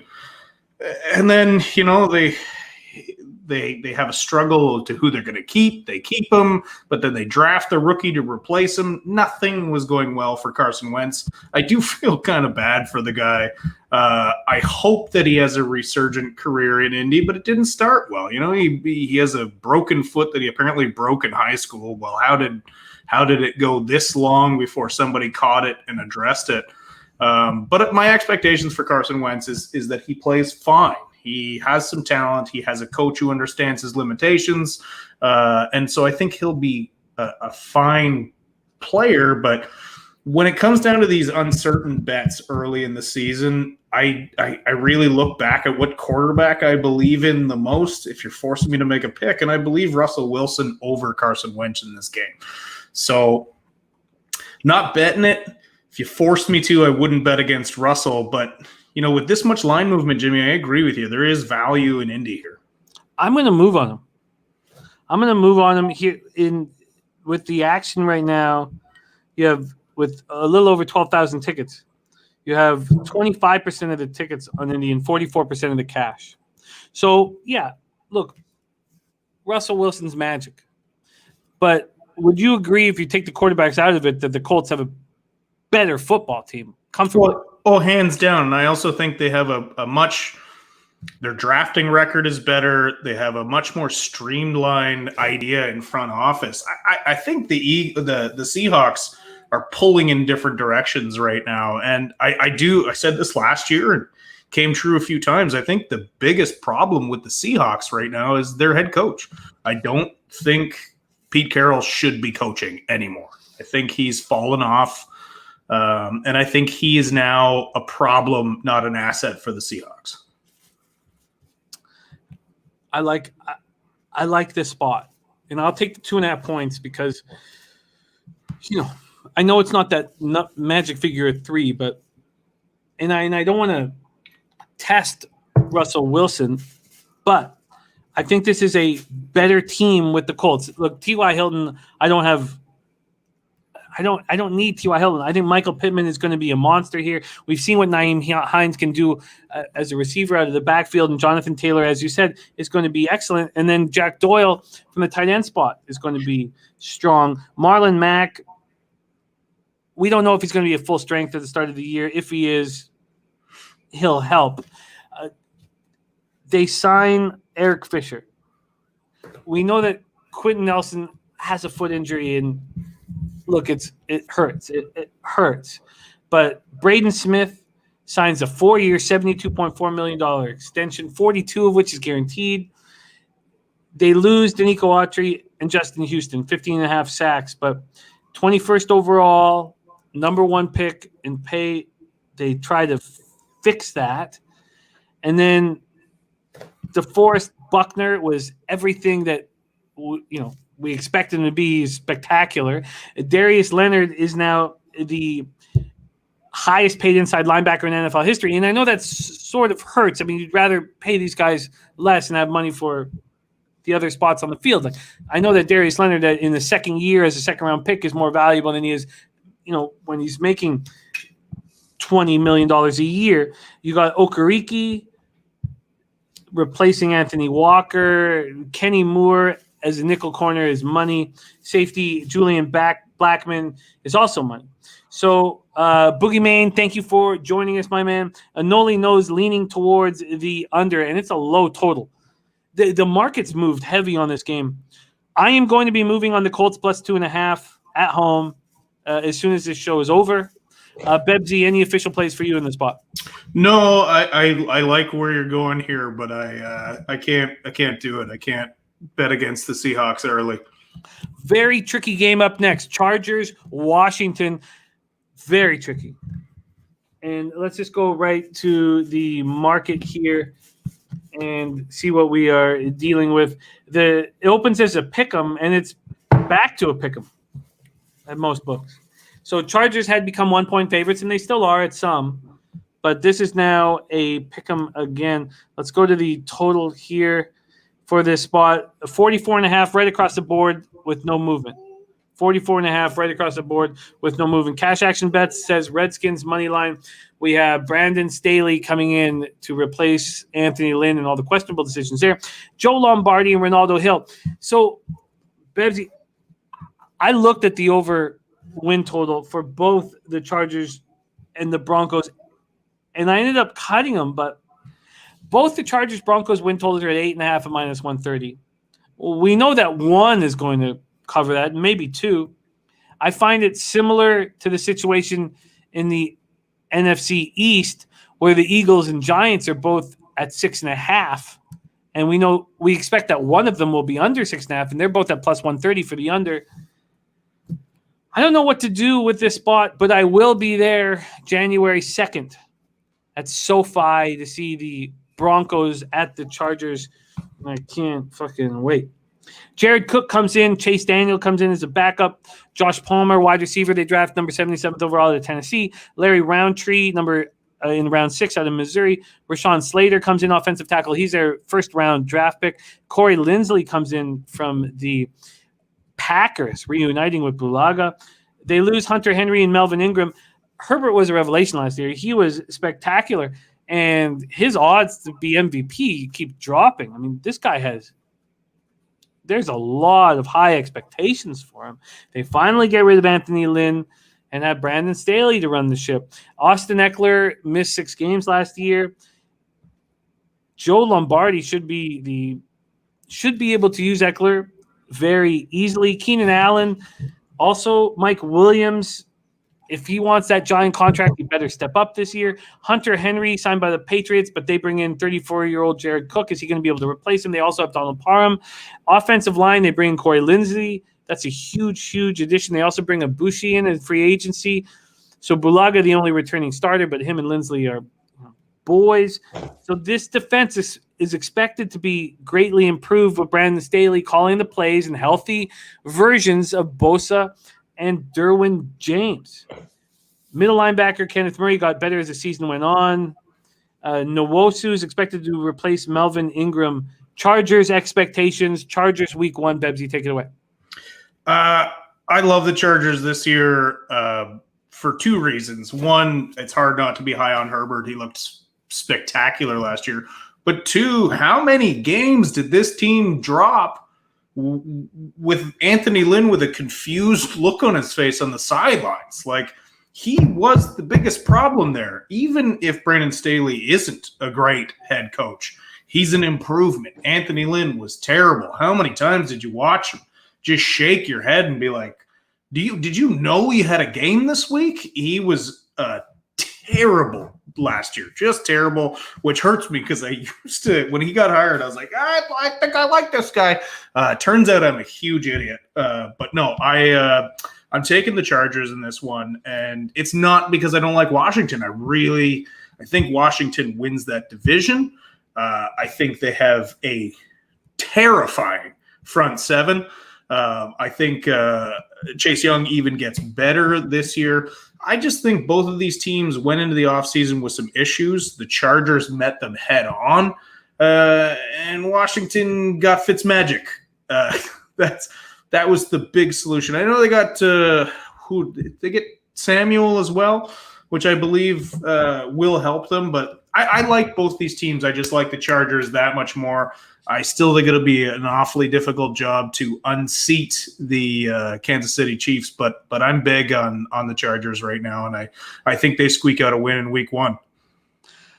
Looks like we have the second official pick coming here from Bebsie. Let's talk about Riverboat or Dreamboat, Ron, however you want to call him, year 2 with Scott Turner and Jack Del Rio, offensive defensive coordinators respectively. Fitzy comes on the scene.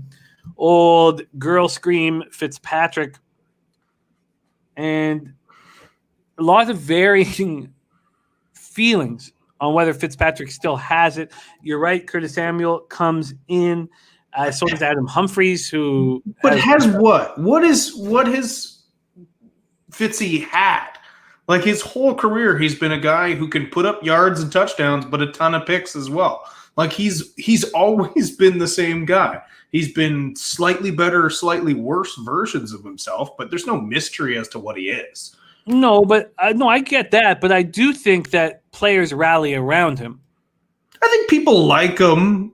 I don't know if people believe in him. I think people believed in Alex Smith last year and rallied around him. No one believed in that limpy leg. This isn't fucking a Christmas Carol. No one gave a fuck about Alex Smith last year. I mean, yeah, it's good that he can walk again. He can walk off. I mean, this isn't Rudy. It's not a fairy tale. No, but they won games with him. But Fitzpatrick is still playing a high level of football. Alex Smith got to go out on his own accord. I think that this is an upgrade at quarterback. Do you disagree? No, I think he's – if it is an upgrade at quarterback, it is a marginal upgrade, and certainly not one that is going to sway a line for me. Look, fair. Alex Smith is the same, but he just doesn't take chances. So – yeah, they're virtually the same guy. They're both a guy that you know exactly what you're going to get, and it's not great and it's not bad. They're going to do things to help your team. Fitzy's going to do things to help and hurt his team, whereas Alex Smith is going to do not many things to hurt his team. The reason they went with Fitz is because they want to see what they have in Taylor Heineke. And so they just got a guy who can be there while they figure out if Heineke can play or not. All valid statements. Dennis Garcia says Fitz will be 2-5, but the 2 wins will have 400 yards and 4 touchdown passes. Yeah, 100%. And that's what people, because they like Fitzy, that's the shit they remember. They don't forget when he has 280 yards and 4 interceptions and 1 touchdown, because they're like, he puffs out his chest hair and wears glasses and stuff. He's funny. Like, that's it. That's why people like Fitzy. I like him, but like let's not pretend he's more of a quarterback than he is. Dennis Garcia agrees with you. He says 0 upgrade, none whatsoever. So there's a reason he's played for 20 teams. Oh, look, I get it. I get it. You'd rather have Heineke out there? I mean, I do think this is an upgrade at quarterback. And I do think that, and look, I'm not saying, he's a nice guy. I don't give a fuck if he's a nice guy. But his teammates seem to play well for him and fight for him. And Birdie says, if you have my notes on Washington, Jimmy. That's what Birdie says. And yes, I do. I brought them up while Bebsie was talking. Okay. So, Bebsie, you say that you want Washington to win the division, and we got so much to talk about here, and I know the show's going long, but I was close to betting, and I've made no bets. I want to talk everything out with everybody before I pull the trigger on these things. So this is from Birdie. He says they are currently favorites in 4 of 17 games. That's a tough ask to get 8.5 wins. If you go back and look at their wins last year, they did not really beat anyone good. Their front 7 is elite, but their secondary is not. I think people overvalue what Fitz brings to the table. What people don't realize is Miami brought Chan Gailey off the couch last year to be their OC. Gailey and Fitz just fit. Gailey was the offensive coordinator with the Jets when Fitz had that big year. There's expectations for Washington, and I'm not sure Fitz will get them there. Public perception is very high on them right now because of that defense, but until they can beat elite quarterbacks, they will be a fade against the win total for me. I will be on the Chargers week 1, just have not pulled the trigger yet. It's hard to disagree with anything Birdie has put down there. And I do want to clarify, because the one thing where it looks like we disagree, I don't think they're going to win the division because I think they're an exceptional football team. I think they're in an exceptionally shitty division. I don't believe the Cowboys bounce back because I don't think Prescott is healthy. I don't think the Giants have done enough to address their myriad of issues. And I don't think the Eagles are worth putting any money on. That's why I'm on them. That's not because I think I agree wholeheartedly the Washington hype is too much right now.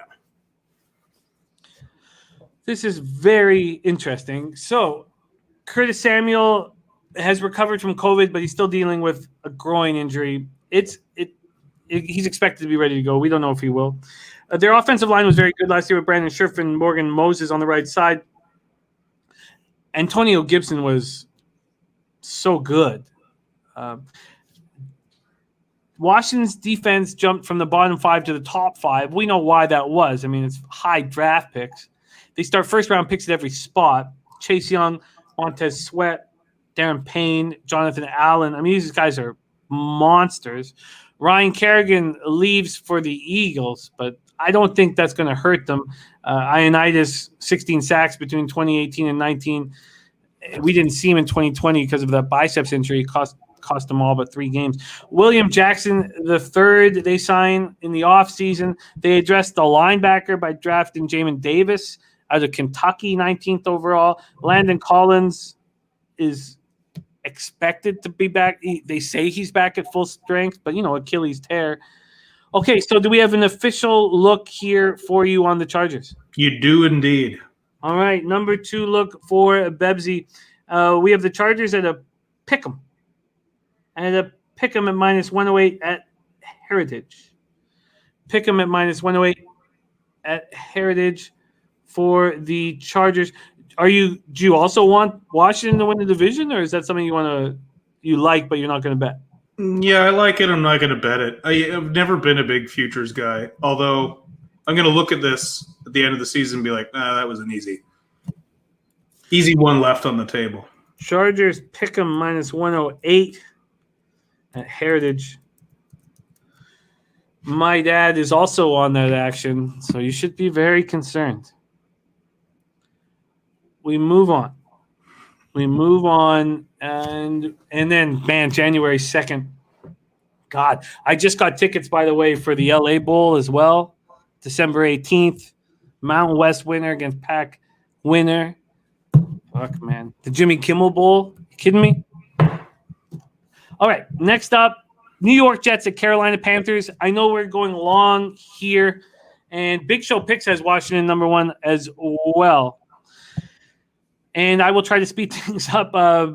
Bebsie, spectacular getting a chance to hang with you, and I've finished a good portion of the bottle, so obviously I could just sit here for the next couple hours.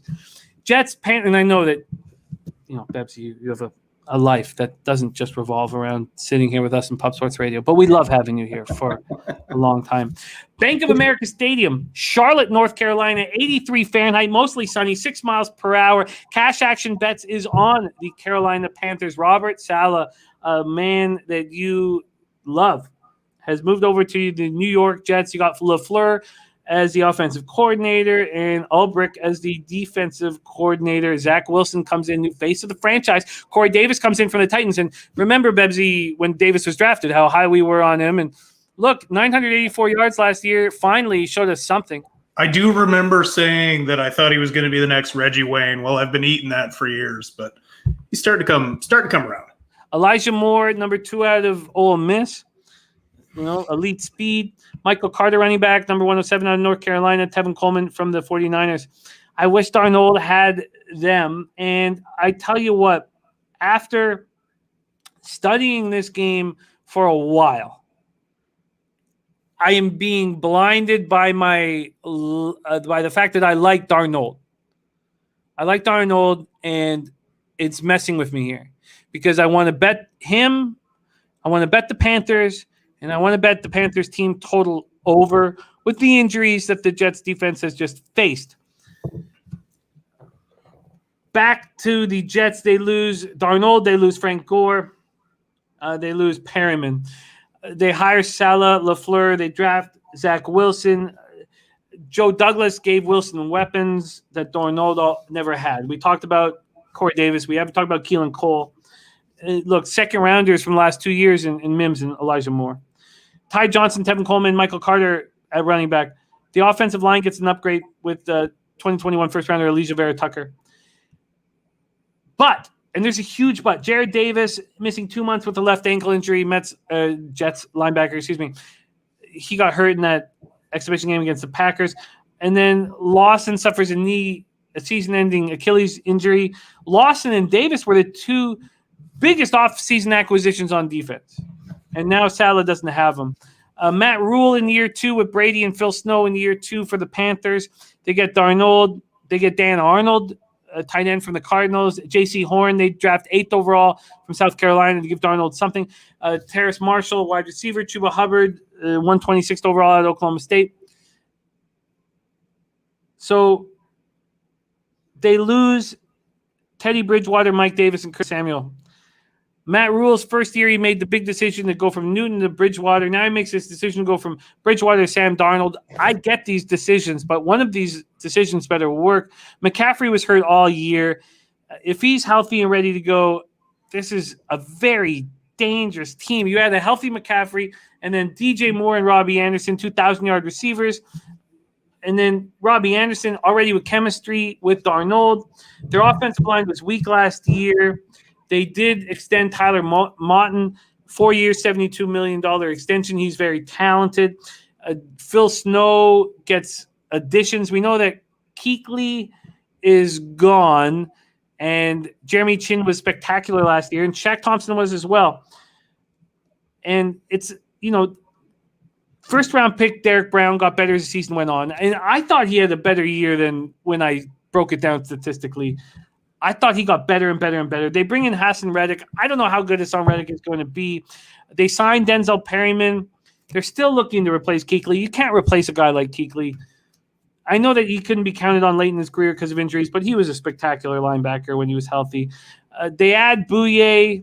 I don't know how much Bouye has left. J.C. Horn, son of Joe Horn, is exciting. And I think J.C. Horn winds up being an absolute stud.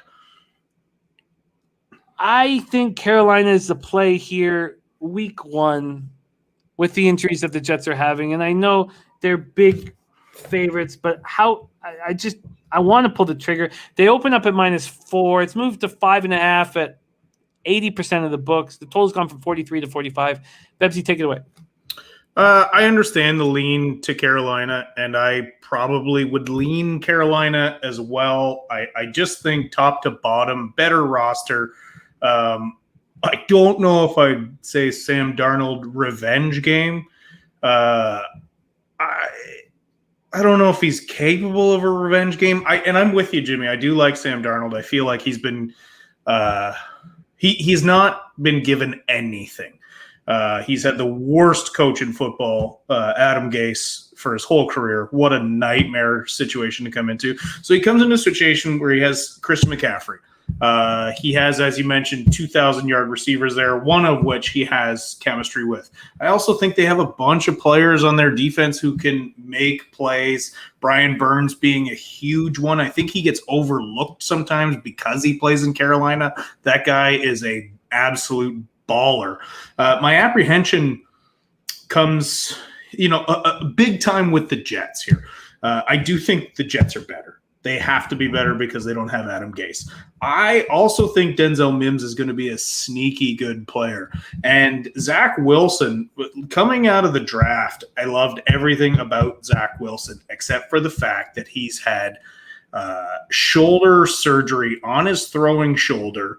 That wasn't an acute injury. It was because of the way he throws, which hasn't been corrected. So long term, I don't know if you have any love for Zach, but they seem to love him right now. He is doing a lot of the right things, but two things about what's happening there. He's coming in as a rookie to an offense that is basically Kyle Shanahan's offense, and I don't know how a rookie picks up that offense fast enough to be great. But the other factor is Robert Saleh. Bebsie, we lost you for a sec. You want to come back with you're muted. There you go. Yeah. Robert Saleh. We just missed you for a second. I didn't get that. Sorry, your voice changed, but your money. You're good. You got me now? Yeah. You were just talking about Robert Saleh. We barely missed you. Talking about Robert Saleh, and I love the guy. I love the energy he brings, but he does take a little bit of time to adjust to in-game things, and he's not going to have the defense he had in San Francisco. So if I was to bet, if you force me to bet, I'm definitely leaning Carolina, but I don't have a ton of faith in that pick. I want to see Sam Darnold succeed. I want to see how he handles this new situation. I agree with you. I think he plays well and turns a corner, but I'm not ready to make a play in this game. Understandable. And, the spread is large. The spread is an issue. I mean, you need the Panthers to basically win by 2 scores. So I get it. Is this a mistake? I wonder. I don't know if it's a mistake. I think. Look, I think Darnold will play well, and I do think Carolina is a better team. Like, the Jets were the second worst team in football last year. They were the worst coached team in football, which probably you could move them a couple of positions, but they still don't have a talent-heavy roster. And like you said, their big additions defensively were injured. Let's move on to Jaguars, Texans. I've come full circle on these two teams. I was going to confidently bet the Jacksonville Jaguars under, and it's not that last exhibition game. It has nothing to do with me. Nothing to do with it. I've just heard some cappers that I respect believe in Urban Meyer and believe. If you're in any way, shape, or form a Buckeyes fan, you cannot be trusted. I like the Buckeyes, and I don't know if I believe in Urban Meyer as an NFL coach. Well, clearly, when Urban Meyer says we made some cuts based on vaccinations, and then says, "Oh no, we definitely did," because of all of the players' union shit that was going to come his way, it was a very funny mistake that a head coach shouldn't make. Because you shouldn't be so ignorant to make those type of statements. Dennis Garcia says Houston money line. My whole plan was to bet the Texans. That was my whole plan. Let's look at the market right now. And I've got cold feet over the last, as soon as you press the button, and then that shit happens. The 2.5 is still there where I need it. 2.5 at Pinnacle and Intertops. I thought they were at Bet352. I can still get Houston +3, but that's not going to last. If you like Houston, get on that +3 right now because it'll be 2.5 here shortly. I also wanted Jaguars under the season win total, and I've hesitated on that, and that's not made my final cut as of this point. I'd love to hear it. And Eric Jones says Jags all day. All right, let's go. They bring in Trevor Lawrence, obviously. Travis Etienne was supposed to be a big piece of the puzzle. He's out for the entire season with a foot injury. Marvin Jones comes in, wide receiver. Chris Manhertz, tight end from the Panthers. Shaquille Griffin, cornerback from the Seahawks. He had a big year last year. And Rayshawn Jenkins, the safety, comes in from the Chargers. They lose Conley to the Texans, wide receiver, who was a big piece of the puzzle for them, and Keelan Cole also to the Jets. 17 years as a head coach in college for Urban Meyer, and now we see if he can deal with men. And Trevor Lawrence under center. And my initial breakdown was like, these guys who just know winning, better get used to losing. And I'm starting to, just from other cappers' breakdowns, I'm starting to hesitate on that. Not because of my own thoughts. I think that they're going to possibly lose here. And I think they're going to hit the under, but the cappers that are saying this are money-making cappers. And I can't just pretend that they're not. And so Shark, Marvin Jones, outside receivers, you got Chenault. I think Chenault is going to have an absolute monster season. Then James Robinson is going to have a big team, and he's capable. I think, James Robinson, I mean, obviously nobody cheers for their teammates to get hurt, but he's got to be licking his chops now. Now all eyes on him. And Carlos Hyde comes in with $2 million guaranteed and gets to play for his ex-coach. So, Meyer and Hyde go way back. So they did not acquire any offensive line help, and that was my first thing with this Jaguar team. I was like, why would they do that? Now they draft Walker Little in the second round. I thought the ETN pick was a luxury pick from a team that could not afford a luxury pick. Well put. They draft a Walker Little, in 2018? Was it 2017? He's barely played. The guy has barely played. The offensive line is going to be better. Brandon Linder and AJ Cannon, Andrew Norwell, but saying they're going to be better doesn't mean much. Joe Cullen comes in after 5 years with the Ravens. We know how good the Ravens were. 18 sacks this team had. So they try to fix that. They bring in Roy Robertson Harris. They bring in Jihad Ward. They bring in Malcolm Brown in a trade with the Saints. They draft Taven Bryan former a few years ago. He's not helped them at all. Kayvon Chason in 2020 is supposed to step up. We haven't seen him do that. Miles Jack is excellent, and Shaquille Griffin is going to help. I do not know what to do now, but I wanted to talk this out because I want to bet the Texans. Nick Caserio does a masterful job, and he gets no respect because Belichick gets all the respect. I loved what Caserio did on defense, and we'll get into that in a second. But I don't know about the Cully signing as head coach. Tim Kelly in year 3 as offensive coordinator. He's the only guy that got to stick around. Lovie Smith comes in first year defensive coordinator. They bring in Philip Lindsay and Mark Ingram at running back. Tyrod Taylor from the Chargers. Davis Mills drafted 3rd out of Stanford. Anthony Miller from the Bears. They lose J.J. Watt, Will Fuller, and Randall Cobb, players that didn't want to be there. Look, Deshaun Watson had it all. Gets no pity from me just because he wants to bust a nut whenever he goddamn pleases. He had the whole world in the palm of his hands. God, man, if it's that big of a deal, drop a rig, suck your own dick. DeAndre Hopkins comes. The whole DeAndre Hopkins started everything here. He gets traded and everything starts falling apart. Caserio can fix all this, and he did that by signing 1- and 2-year contracts. It was all 1- and 2-year contracts, and now there's a huge battle on defense. And I think this battle on defense, this defense is going to be very good. They draft Nico Collins, 89th overall, for a vertical threat because Fuller's gone, Cooks is gone, whatever. This defense is going to be good, and Lovie Smith obviously has work cut out for him, but I shouldn't say good. This defense is going to be so much better than it was last year. That's a stretch to say good. They're going to be so much better than they were last year. Let's not forget that this was one of the most talent depleted rosters in all of football last year, and they're losing Watt and Watson. I've already been clear that I don't think Watt is the player he was. Watt's a whiny fucking baby. Get him the fuck out of there. You think J.J. Watt's a whiny baby? He was last year when they needed him to step up and show some fucking leadership. I think he'd just been at the end of his rope.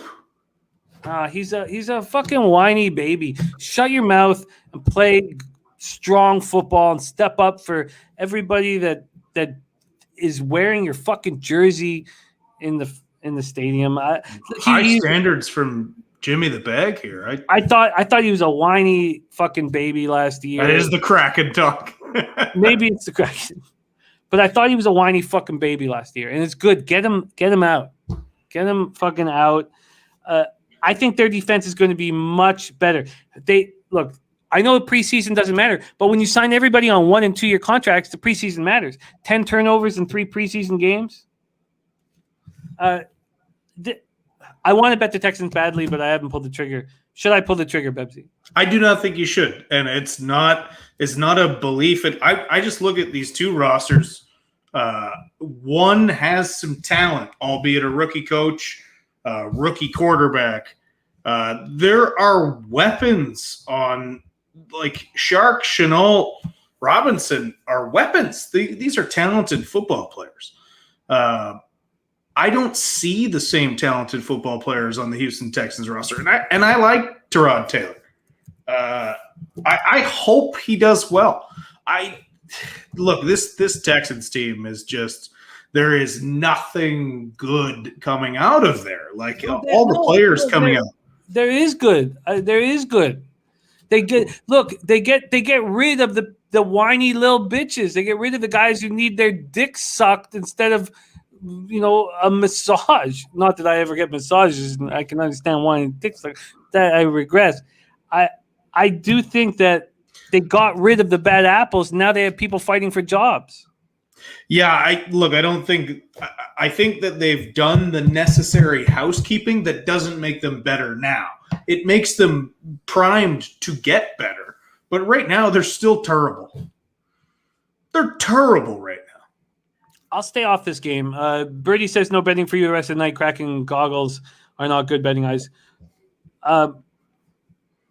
Look, but come on, let's just look at this market here. This market is, we've spent an insane amount of time on one of the worst games of the week already. Let me see this. Texas is good. The Texans are going to go down to 2.5 in a second. They're going to go down to 2.5 in a second. Okay. You know what? I'm not going to make a decision about this right now, but you have to if you want to bet this game. If you want the Houston Texans at all, then you have to bet them tonight because within 24 hours it's going to be 2.5, and that's a. I want the Texans, man, and I love that fucking little whiny ass baby JJ Watt. You know who needs his dick sucked when he's getting a massage? JJ Watt, so he stopped whining like a little bitch. All right, I'm gonna move on to Texas. Oh, maybe I'm gonna think it over. Think it over, Jimmy. Get after that one in the morning. Okay, we move on. Oh, and look, Dennis Garcia just locked it in right now. There you go. Everyone's saying I'm a fucking drunken buffoon. Are you kidding me? This is nothing. I'm sharp. All right, we move on and we leave the 1 o'clock games. It only took us an hour and 56 minutes. Bebsie, if you do, and the week one is very difficult. And Bebsie, if you need to go and facilitate your needs in any second, please feel free because you're fighting a good fight. You're fighting a good fight. I love you. All right, we move on. Cleveland Browns, Kansas City Chiefs. We get to the 4:25 p.m. Eastern games, and look, it's a pretty easy statement to say that there's a lot of dogs out there that appeal to me. And yes, the Steelers at +6.5 and the Browns at +6 week 1 appeal to me. And I want to bet them. Arrowhead Stadium, Kansas City, Missouri, 87 Fahrenheit, sunny, 7 miles per hour. +150 is what Bet365 is offering on the Browns to win the division.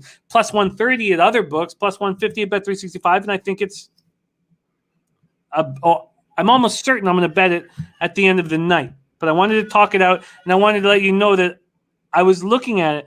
And, Bebsie, for me, these two spots here is the Browns over 10.5 wins at -115, and the Browns to win the division at +150.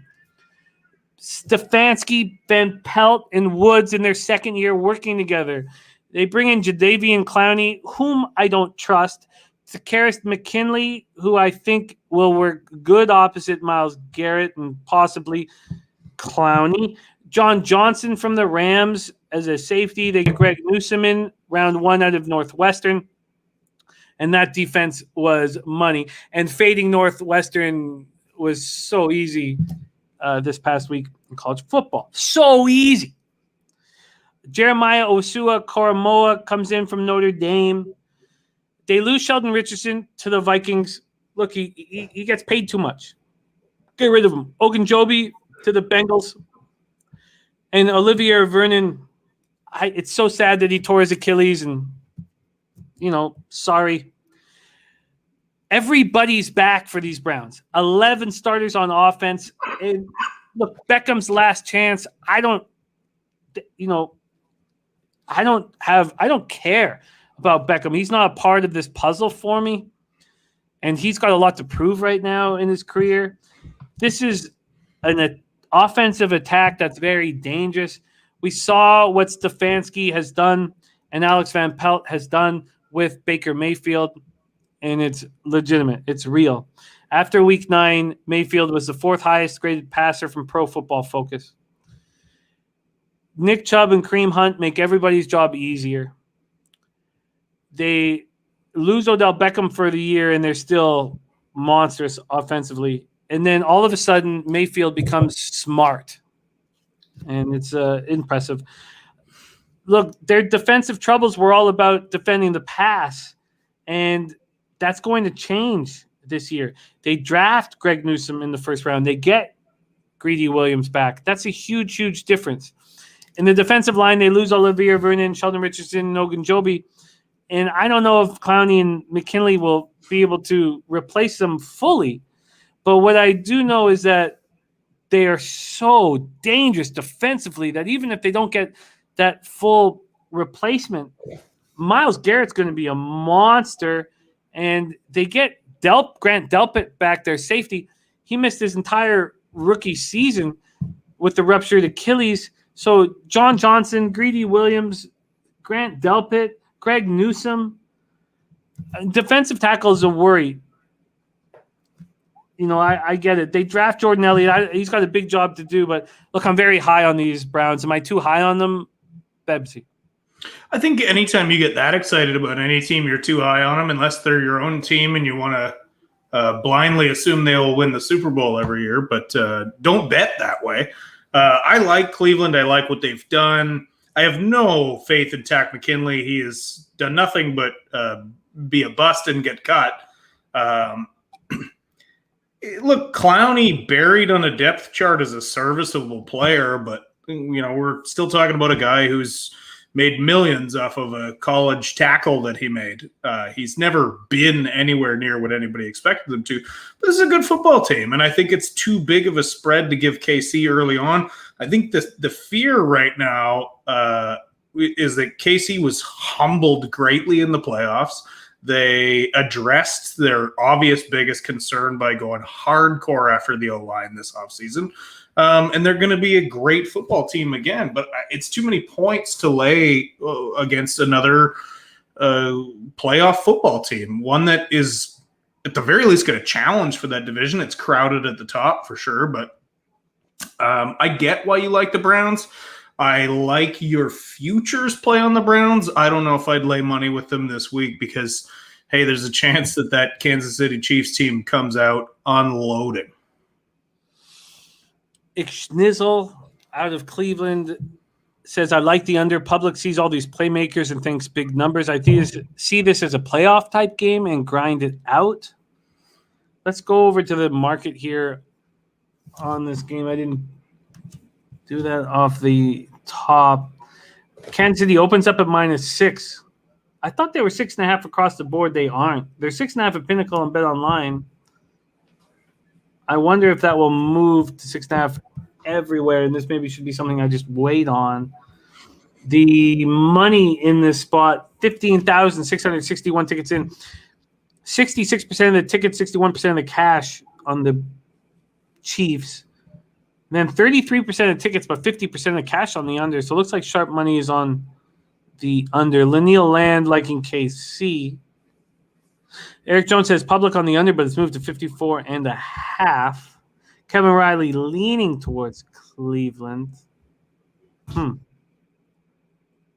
Okay, Chiefs. 14-2 last year. Year 9 of Andy Reid. Year 4 of Eric Bieniemy. Spagnuolo in year 3 as defensive coordinator. They bring in Orlando Brown, Jerick McKinnon from the Niners, Joe Thuney from the Patriots, Creed Humphrey from Oklahoma, round 2, number 63 overall, Nick Bolton and Noah Gray. Nick Bolton, number 58 overall from Missouri, linebacker, and Noah Gray, tight end out of Duke. They lose Watkins and Damian Williams. This was a team that was embarrassed in the Super Bowl, a very special football team that was embarrassed. And, when I think back of that terrible Super Bowl bet with all the sharps on the Buccaneers, when you have a drunken buffoon of a, but drinking and driving and smashing into a car that injures children, I should have just understood that that team's not going to win the Super Bowl.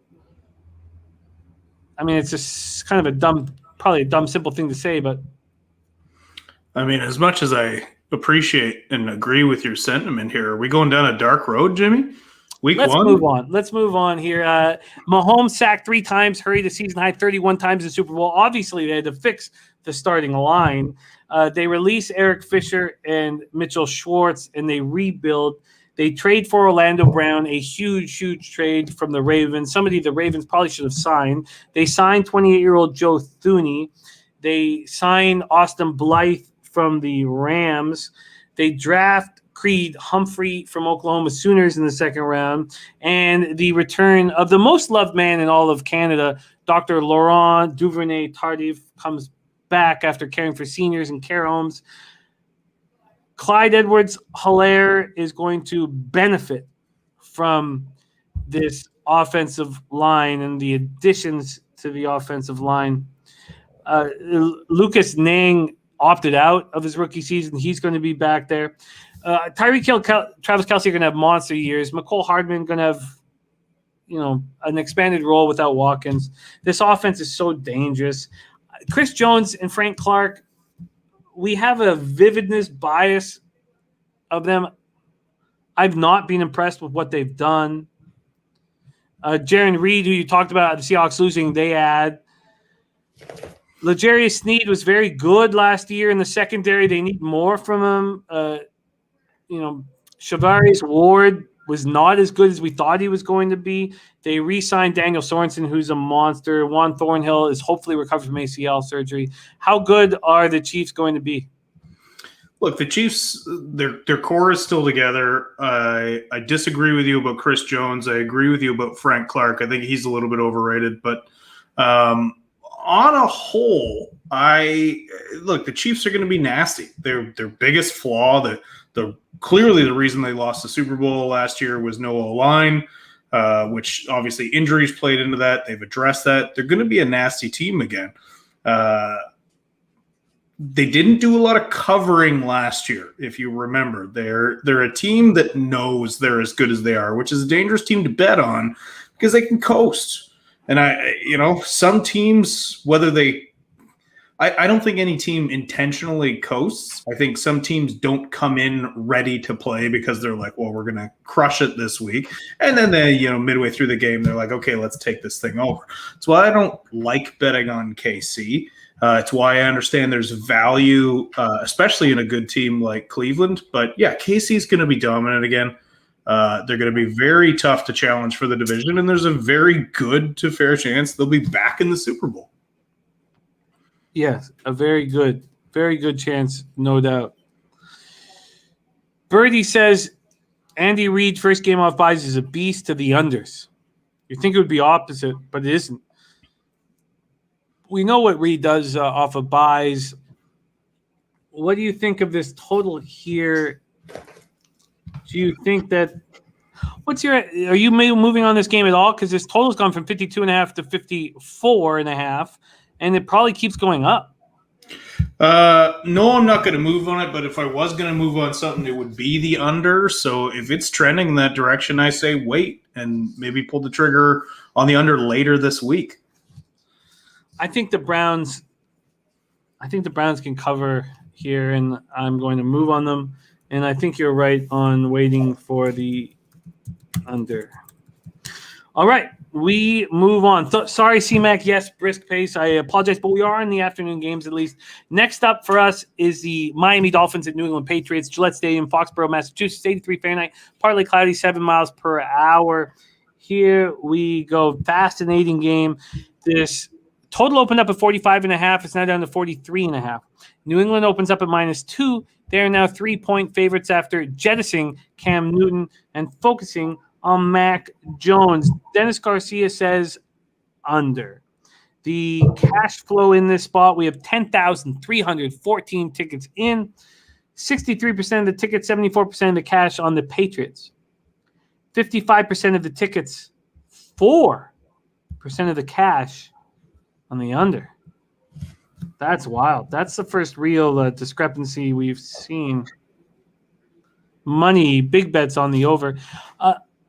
Okay, I need to be talked off this because I want the Dolphins here at +3. I want Mac Jones. I mean, what is the record of these kids in their first ever game? I would like to fade both Lawrence and Jones in week 1. Flores in year 3, he's been excellent. You got dual offensive coordinators in Godsey and Studsville with their first year. Josh Boyer in year 2. They draft Waddle, number 6 overall now out of Alabama. Will Fuller comes in from the Texans. Brissett backs up, comes in from the Colts. Malcolm Brown, a running back from the Rams. And Eichenberg drafted 42nd overall in the second round out of Notre Dame, offensive tackle. They lose Fitzy. They lose Kyle Van Noy to the Patriots and Ted Karras to the Patriots. They finished in the bottom 12 in offense last season, and Tua did not look good when push came to shove. He started off looking very good, but, man, in his final 4 games, 5 interceptions, 6.3 yards per attempt, and no completions over 40 yards. The offensive line could be to blame. They didn't fix their running game, and maybe it doesn't need fixing if you trust Myles Gaskin. And look, he's explosive, but can he do it for 17 games? They bring in Malcolm Brown. They draft Doak 7th round out of Cincinnati, and Ahmed's going to be around as well. They add Skura, DJ Fluker to the offensive line. They draft Eichenberg in the second round. That's going to help. They have Fuller as a deep threat. And 6th overall pick, Waddle is going to be dangerous in the slot. We know that for sure. Devontae Parker still an option. Howard and Jones are possibly the top cornerbacking tandem in the NFL. Baker, Wilkins, and Davis are leaders in the front 7, all 25 and younger. Flores brings in McCourty. You could say that this defense is too young, but he brings in McCourty for leadership. I want Miami week 1. We'll talk about the Patriots in a second. Am I possibly making a grave error here, Bebsie? I don't think so. I think it's Miami or no play, in my opinion. And I do think there's value in Miami, especially with them, being dogs in this one. But they are on the road. And they are facing Bill Belichick. The hype train started picking up around the Patriots as soon as they realized a lot of the guys who opted out were coming back. He's playing with a chip on his shoulder after everyone talking about how Tom Brady won the Super Bowl without him. Oh, it's all Tom. Bill had nothing to do with it. That's going to piss off Bill Belichick. So you got to figure he's got that in the back of his mind. Also, Mac Jones played well in the preseason. McCorkle played well against scab defenses. And listen, we all, through the draft period, he was getting ripped on a lot. Mac Jones was considered the most pro-ready quarterback, except for maybe Lawrence, but the guy plays in a pro system. He's accurate, but he doesn't have the intangibles that the other QBs did. So I understand why there's hype around the Patriots, but we are still talking about a rookie quarterback going against a very good defense. And Miami has already proven that they're a good team with the roster that they have right now. The Patriots haven't. The Patriots were terrible last year. Yes, they are getting a bunch of guys back. So I really do think it's Miami or no play here, but I do love the under in this. And I think the guys in the chat who are screaming under are bang on. I just don't see a ton of points in this game. We know that this Patriots defense, now up to full strength, I guess you could say, they're going to be able to slow down this Miami offense. And I really think this Miami defense is just fantastic. So the under very much in play. I say Dolphins or no play as far as the spread goes, and I'm not touching the spread, but I will play the under on this. 96% of the cash on the over, which could only mean a giant bet on the over. Wow. My guy Timothy Murray in the chat right now, he's got 2 horses running at Woodbine on Friday night. I will be there. Oh God, no taking Timothy. God, I hope we can figure out how to hang out. Let me just God, only my 47 pages of notes. here, Timothy Murray. I'm going to let the market, which is something I didn't do last year, dictate some of my action this year. So I'm going to be very interested to see whether you're under cashes, because I will not be on it. And I am going to move. But Birdie and Turnsey on the Patriots quickly, and I know, look, this is a forever show, but expectations of Mac Jones this year. I think Mac Jones is put in the best situation for him. He is not going to be asked to do very much, and I think he will be fine at not doing very much. Mac Jones didn't drop in the draft because he's not good at throwing the ball from point A to point B. Mac Jones just doesn't have what the other guys brought to the table. He's an NFL-ready guy. He knows how to read a defense. He knows the thing he does best is anticipate throws. He doesn't have a ton of zip on the ball.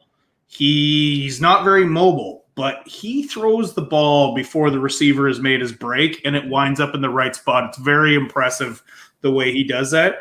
New England is a perfect situation. All he's got to do is make simple throws, be a game manager. They say that there's 144 left on the board, and it's at Sports Interaction. I'm going to go to Sports Interaction and make sure it's not a stale line, and it is a legitimate line. So, bet number 3 for Bebsie. Yes, sir.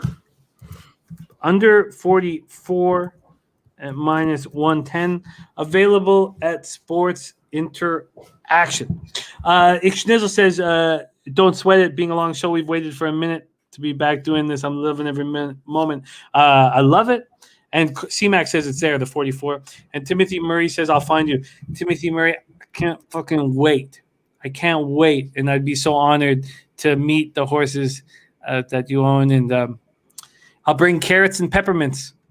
All right, we move on to the next spot on the card, 4:25 p.m., and it's the Packers Saints. And I'm with Dennis Garcia here. The Saints are becoming more appealing and more appealing and more appealing every day of study. Does that mean I'm going to bet them here in game one? I'm not sure. And the Packers to win the division was minus 150 when Babano and I made our futures video. It is now between minus 160 and minus 170. And the Packers to win the division, to me, seems like a slam dunk. It seems like the best bet on the futures market board. But I can understand why someone would say, no, the Bills to win the division is. But I still think that if something was to happen to Rodgers at some point in the year, that it'd be pretty exciting to see what Love can do. If something was to happen to Allen at some point in the year, there'd be no excitement there. Packers, Bears, let's see what we're dealing with in the market. Oh, don't tell me. Oh, there we go. Okay, here we go. Green Bay opening as 2.5-point favorites. They're now 4.5-point favorites. This total is sitting at 50 right across the board at every book. When we go to the cash, we have 13,227 tickets in. And it is saying that right now the Saints are 4.5-point dogs. And Sports Insights is saying that they will be 4-point dogs by the time we wake up in the morning. 33% of tickets on the spread are on the Saints, but 51% of cash is on the Saints. So sharps are on the Saints. 46% of tickets are on the under. 71% of cash is on the under. LaFleur in year 3, Hackett, offensive coordinator year 3, and Joe Barry's first year as defensive coordinator for the Pack. They bring in Randall Cobb. You know, we all watched with enthusiasm what Aaron Rodgers was going to do in the offseason. The fans watching with enthusiasm were not Green Bay Packers fans and hoping Rodgers might move somewhere. The Packers fans were scared. Randall Cobb comes in. Eric Stokes, drafted 29th overall by Georgia. That's a big help to the backfield. Josh Myers, 62nd overall, is a center and should be starting right away. Amari Rodgers, round 3, 85th overall out of Clemson. Kylan Hill, a running back out of Mississippi State. Devondre Campbell, inside linebacker out of Arizona. They lose Jamal Williams. They lose Corey Linsley. Those are both losses. From a running back perspective, it's not a loss. They're deep, but Corey Linsley is a loss. Look, Aaron Rodgers' future was in question all offseason. Skipped all offseason team activities, became engaged to a possibly unattractive woman. It depends, what movie you see her in. And then he is there for every important first day of training camp and everything else. Coming off a year, 48 touchdown passes, 70.7% completion percentage, 121.5 passer rating, 1 point shy of the NFL record that he set in 2011. Third season with LaFleur, gets every skill player back. Devontae Adams coming off just a giant season, 18 touchdowns, 1,374 receiving yards. Tonyan comes in most likely to produce. The guy was just a red zone threat at all times. Then they have Funchess coming back. We're not entirely sure what he's going to do after opting out. Cobb comes back after 2 years away. They traded up to draft Amari Rodgers. They have Alan Lazard and Valdez-Scantling. Tons of weapons at Rodgers' disposal. Jones signs a 4-year, $48 million extension, back-to-back 1,000-yard seasons. A.J. Dillon, we saw what he could do at the end of the year. The guy's a beast, big boy. Lots to prove still. Now, there are questions in the front line. Lindley leaves. Bakhtari tore his ACL. Will he be healthy all year? This defense finished in the top 10 in yards allowed for the first time since 2010. 5 first-round picks on defense, all under the age of 25. It should be an improving group. Jair Alexander's a monster, but they don't get enough pressure. Kenny Clark does not do the job. Zadarius Smith and Preston Smith both regressed. They draft in 2019 first-round pick Darnell Savage. They also draft 12th overall Rashawn Gary. They're expected to carry a heavy load and do damage. They haven't been doing it. Bebsie, Packers, week 1 and season long. Do you like them on the road in New Orleans? Do you like them to win the division? I like them to win the division, with the Bears being a real threat if Justin Fields takes over. The way I feel about the Packers is this. I can't think of such an excellent team that I've been less worried about, maybe in NFL history. I think they're a very good team. I just think when push comes to shove, they're not better than the best teams, and I don't think they do enough to address it. And that's what Aaron Rodgers' beef is every year. And he always has some sort of beef, but whether you back Rodgers or you don't, he makes a good point. Like they don't have that instinct that other teams do in the offseason where they retool and they find the right spots. I also don't know if LaFleur makes the in-game adjustments he needs to when he's playing against better teams. So, yeah, I think the Packers will probably win the division again. They're probably going to be a very good team. Aaron Rodgers is going to be a stud. But I still, as talented as they are, do not see them as a legitimate contender again. And it's why – not necessarily 100% why, but in week 1, I think they've got too many points being given to them against the Saints, who's a very good football team that really just lost Drew Brees. And was Drew Brees helping them last year? Command of the offense, reading a defense better than anyone. But right now, I don't know. I believe that Jameis Winston will be fine. Maybe I'm in the minority here, but I think Jameis Winston's going to have a good year, and these Saints, they're not going to be as bad as people think. I don't think you're in the minority. I think that Jameis Winston should win Comeback Player of the Year. I think he could possibly lead the NFL in passing yards. What are we, 2 years removed from him doing that with the Buccaneers? Peyton in the year 15, Carmichael year 13, Dennis Allen in year 7. They pick up Nick Vanette from the Broncos to replace Jared Cook. Chris Hogan comes in from the Jets. We don't know how long Michael Thomas is going to be sidelined. We expect the bye week, but he's going to be very useful. Pete Werner comes in, the middle linebacker from Ohio State. Ian Book comes in to carry a clipboard. Kawam Baker could be very good, this wide receiver out of South Alabama. They lose Drew Brees, Emmanuel Sanders, and Jared Cook. This is a new era that's beginning, and they're perfectly set up for it. Now, they lose Terry Fontenot, and it looks like he's doing a good job with the Falcons, even though I'll still be on there under 7.5 win total. Joe Lombardi, they lose. Dan Campbell is now the head coach in Detroit. I mean, they lose some pieces from the head coaching team. And I thought that Taysom Hill was going to battle Jameis Winston, but the more I studied it, the more I saw that Winston is the look here. I honestly think Winston and Hill is an upgrade over Breeze and Hill last year. Obviously not career-wise, but man, Breeze couldn't throw there was no deep threat because Breeze couldn't put the ball deep down there. I think I'm talking to myself into a Saints play here. So do I. I think I'm talking myself into a Saints play as well. So we know this. So you got a quarterback in a tenuous situation where he's got to step up. And what are you giving him? Possibly the best offensive line in football, right? You got Ryan Ramczyk at left tackle. Oh, sorry, right tackle. At left tackle, Taron Armstead. You got Andrews Pete. So there are those 3 Pro Bowlers right there. You got Cesar Ruiz, a first-round pick at right guard. Eric McCoy, second-round pick in 2019. That's what you need to have to succeed, and they're giving it to them.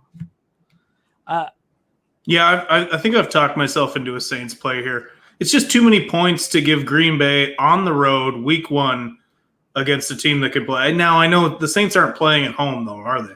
They're not playing at the Dome.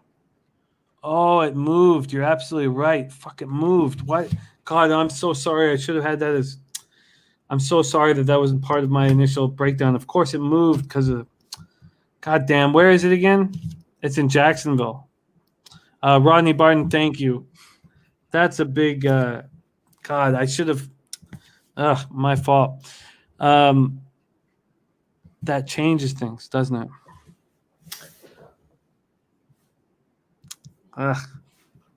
Okay, let's go back to breaking the Saints down a little bit more and then decide if we should pull the trigger. We know Michael Thomas is going to be gone for at least 6 weeks, and Emmanuel Sanders is gone. And that was the issue for me, was that as we know that he's going to be protected, but who is he going to throw to? Traquan Smith is going to be expected to be the number 1 receiver. You got Marquez Callaway and Deontay Harris that have to step up. You got Adam Troutman. When was his last big season? In Dayton in 2019? That's the problem. I see. Look, this is an offensive coordinator, anyways, head coach that had Marquez Colston putting up Hall of Fame numbers. I'm not too worried about who's catching the ball. They've got Kamara. They've got a great O-line. They have one of the best offensive minds in football. They're going to be able to move the ball. Yeah, God, am I bad for not having a properly prepared for everybody. We know that Lattimore is a monster. The question, though, is who's going to be on the other side. Patrick Robinson retired at the start of training camp, so it's between P.J. Williams and Paulson Adebo out of Stanford. I mean, it's pretty simple what Rodgers is going to do. He's going to pick on those 2 guys. Pick on them. He's going to stay away from Lattimore, and Rodgers is so smart. He's just that is DeMario Davis coming off a great year, and Marcus Davenport, Carl Granderson, Peyton Turner. One of them will be playing across from Cameron Jordan. But what do you expect from Cameron Jordan? I mean, Cameron he's not getting better. I don't expect a big drop off either. 7.5 sacks last year. I mean, that's not enough.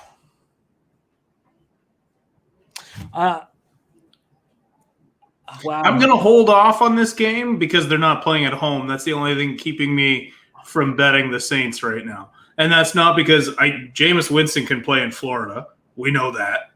But I just don't I don't know about the rest of the team playing outside of home. I don't know how much, like, I know they've been shifted where they're playing practices. I don't know how much it affects them, but for me, it's Saints or bust in this game. I agree. It's Saints or no bet.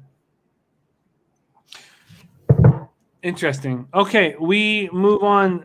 I'm gonna very quickly. I know we don't have time for this, but what are your thoughts on the Saints win total?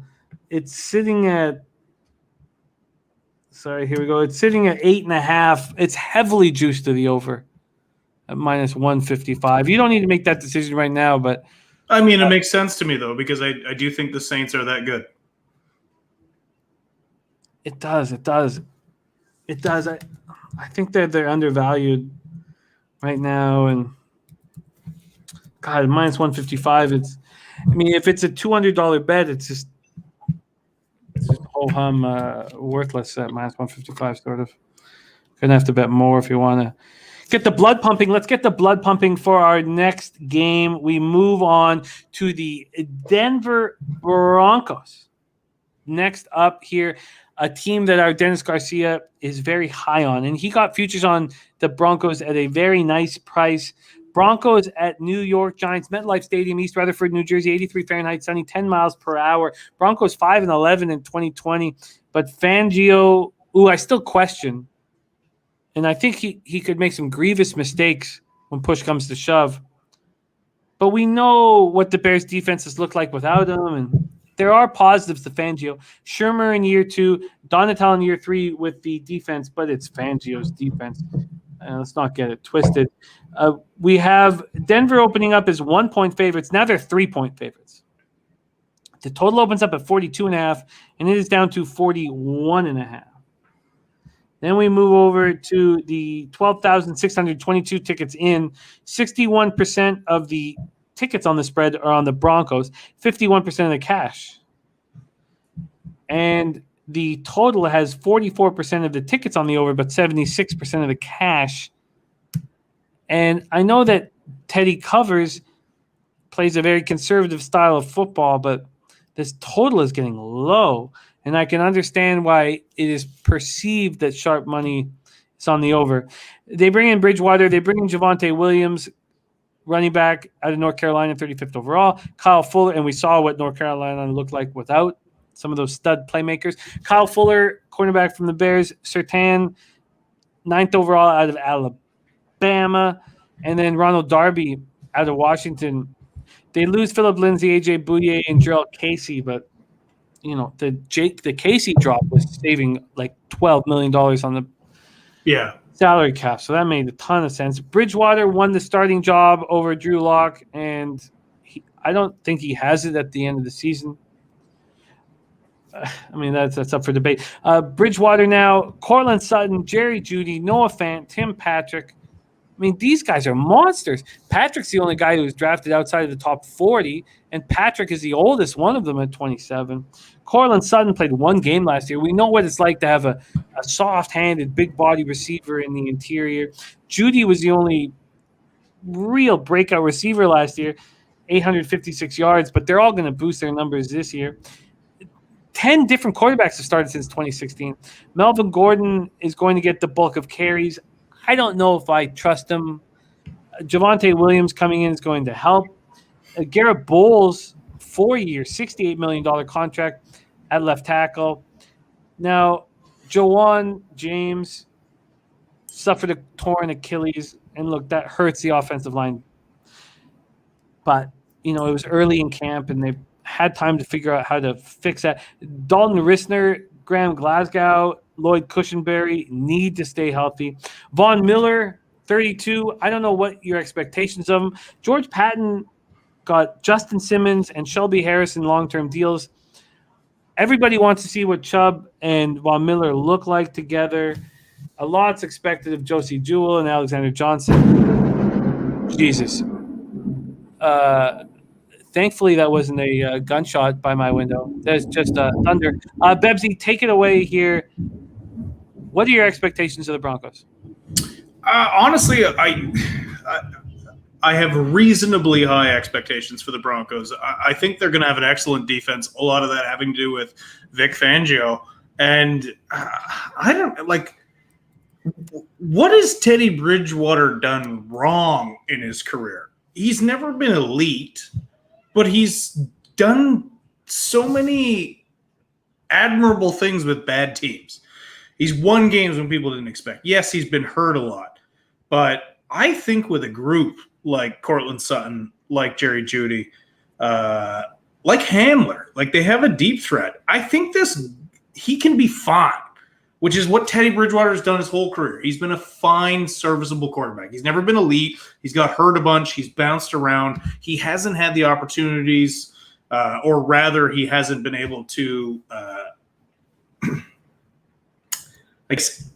take advantage of the opportunities because a lot of the time it's because of injuries and circumstance. But I like Teddy Bridgewater. I think he's a good quarterback, and I think this is a team that was missing a serviceable quarterback. Obviously, a bunch of injuries. Their defense was destroyed by them last year. I don't expect a 32-year-old Von Miller to lead the league in sacks, but I do think him to be a massive bump, especially with playing next to a healthy Chubb. So this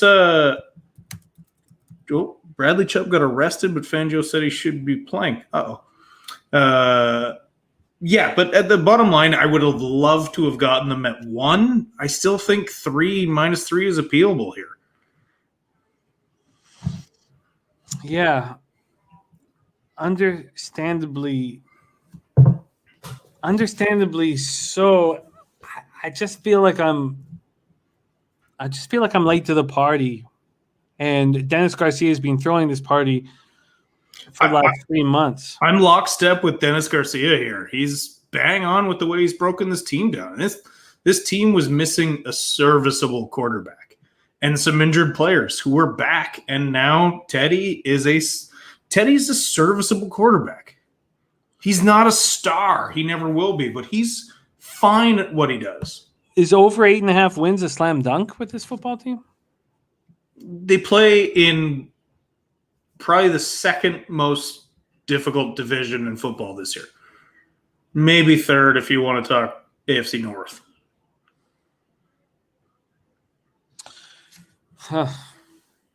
So you're not back in the over 8 because both the Chargers and the Broncos are at 8.5, and I've been staring at it for fucking weeks.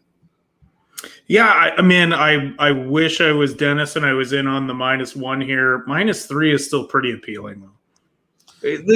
This New York Giants team still has Daniel Jones, who can't protect the ball and makes some abysmal throws. Well, let's talk about Joey Judge, Jason Garrett, whom I don't want within 100 yards of my children, and Patrick Graham, all in year 2 here. They bring in Kenny Golladay, Kadarius Toney. They draft 20th overall out of Florida. Devontae Booker from the Raiders. Azeez Olari from Georgia in round 2, 50th overall. An edge rusher who could be dangerous. Adoree Jackson comes in from the Titans at cornerback. They lose Tomlinson to the Vikings. Stops the run. Golden Tate, who knows what he's doing. Kevin Zeitler to the Ravens. This is a huge year for Daniel Jones, and I don't know if he can be the guy. I'm not. You know what? I've talked myself into betting Denver here, especially if I can get a 2.5, which Leonard Welch is posting here, or has he already made that bet? But if I can get a 2.5, I'm on Denver. You can get it, but it costs -126. You can get it. It's not too expensive. It's not terrible. You know what? I will take that.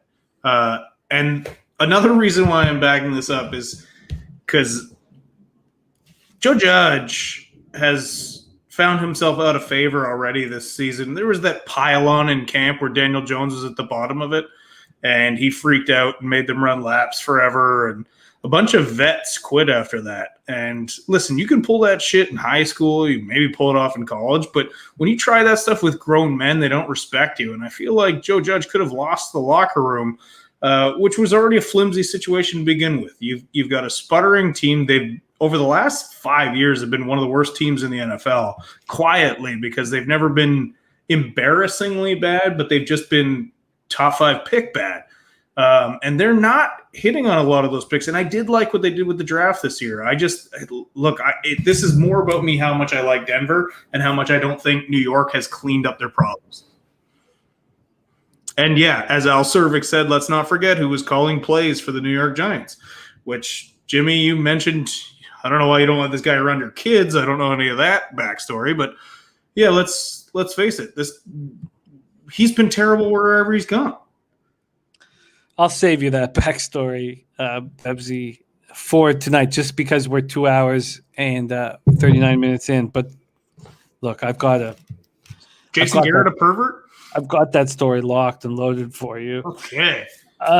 They signed John Ross. Their offensive line was beyond comprehension bad last year. So Nate Solder comes back from the opt-out COVID list. He's going to help the offensive line. Andrew Thomas was a bust. I mean, how long are we going to sit here and say, give him another year? He is getting better, but a 4th overall pick they were reaching. Zeitler, free agency, they lose to the Ravens. They signed Zach Fulton to replace him from the Texans. I don't know if he'll be able to do it. Leonard Williams had 11.5 sacks last year. He was impressive. They draft Ojulari in the second round to team up with Williams so they can have a pass rush. Dexter Lawrence II is supposed to show more this year. We'll wait till we see it. There are concerns, though. The secondary is built around Bradbury. Bradbury's a monster. I feel like I'm late to the party, and I'm not going to bet it at 3. So with Bebsie this year, we'll be giving him the best line available, which isn't that big of an advantage to what I am dealing with. But I would have to move at 3, and I think I'm going to let this go. But Bebsie, should I move on the Broncos over 8.5 wins? They're going to be right around there. Again, very difficult schedule.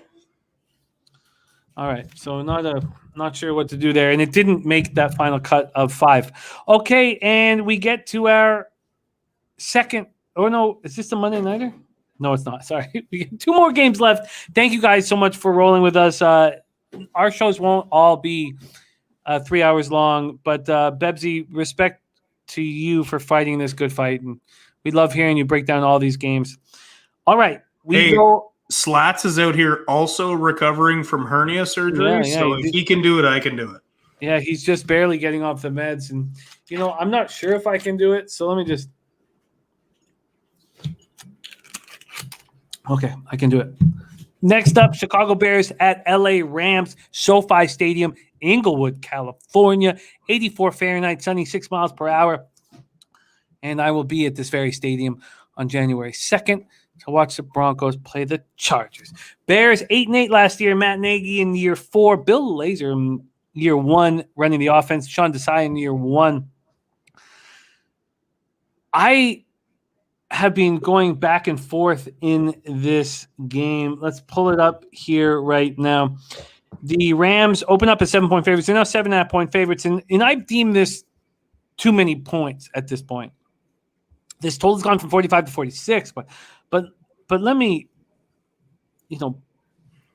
break down that I do not trust this Bears team at all, and I want to see Fields at quarterback, number 11th overall pick out of Ohio State. Dalton is the starter to get things started. Damian Williams comes in from the Chiefs.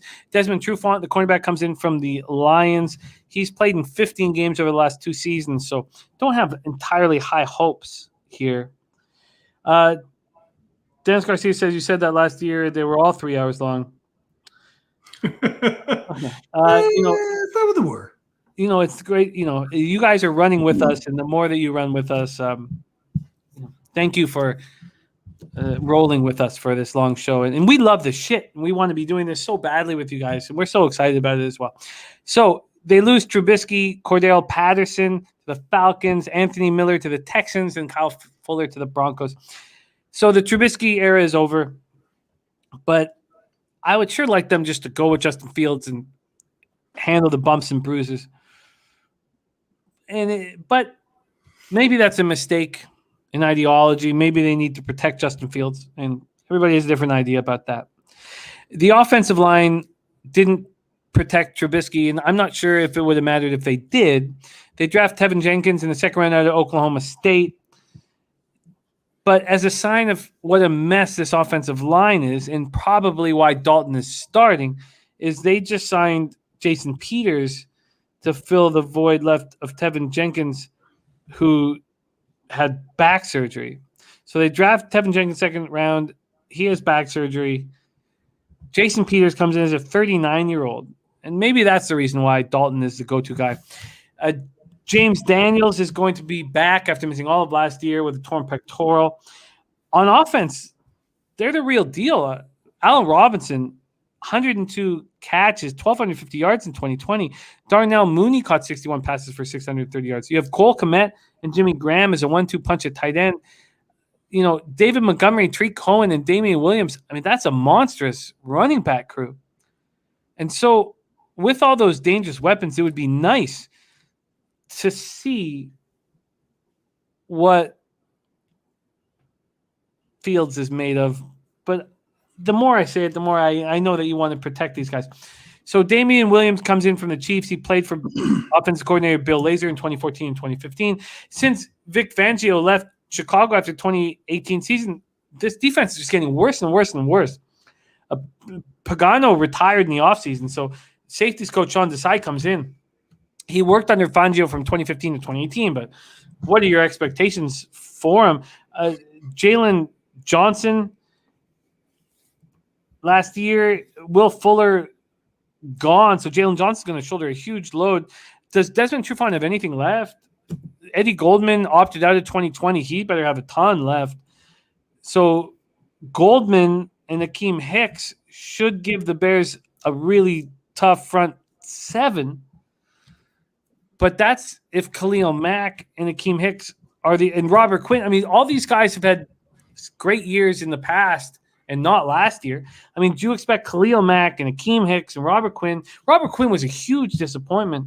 You know, Roquan Smith is the only guy that you could really trust, 2018 first-round pick. This defense has to step up in a huge, huge way.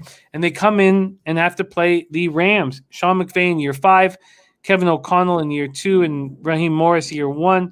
Stafford comes in, Deshaun Jackson, and Tutu Atwell, 57th overall out of Louisville. They lose Goff to the Lions, Brown to the Dolphins, Josh Reynolds to the Titans, tight end Gerald Everett to the Seahawks, John Johnson to the Browns.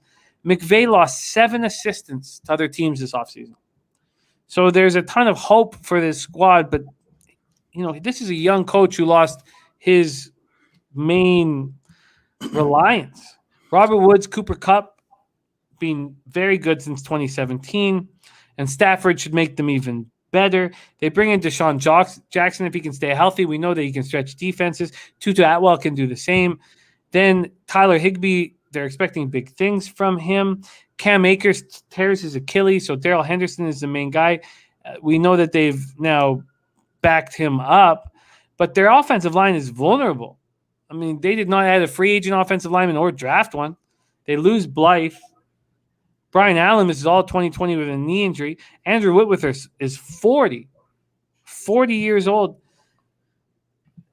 I don't know. I'm not as high on the Rams as a ton of people are.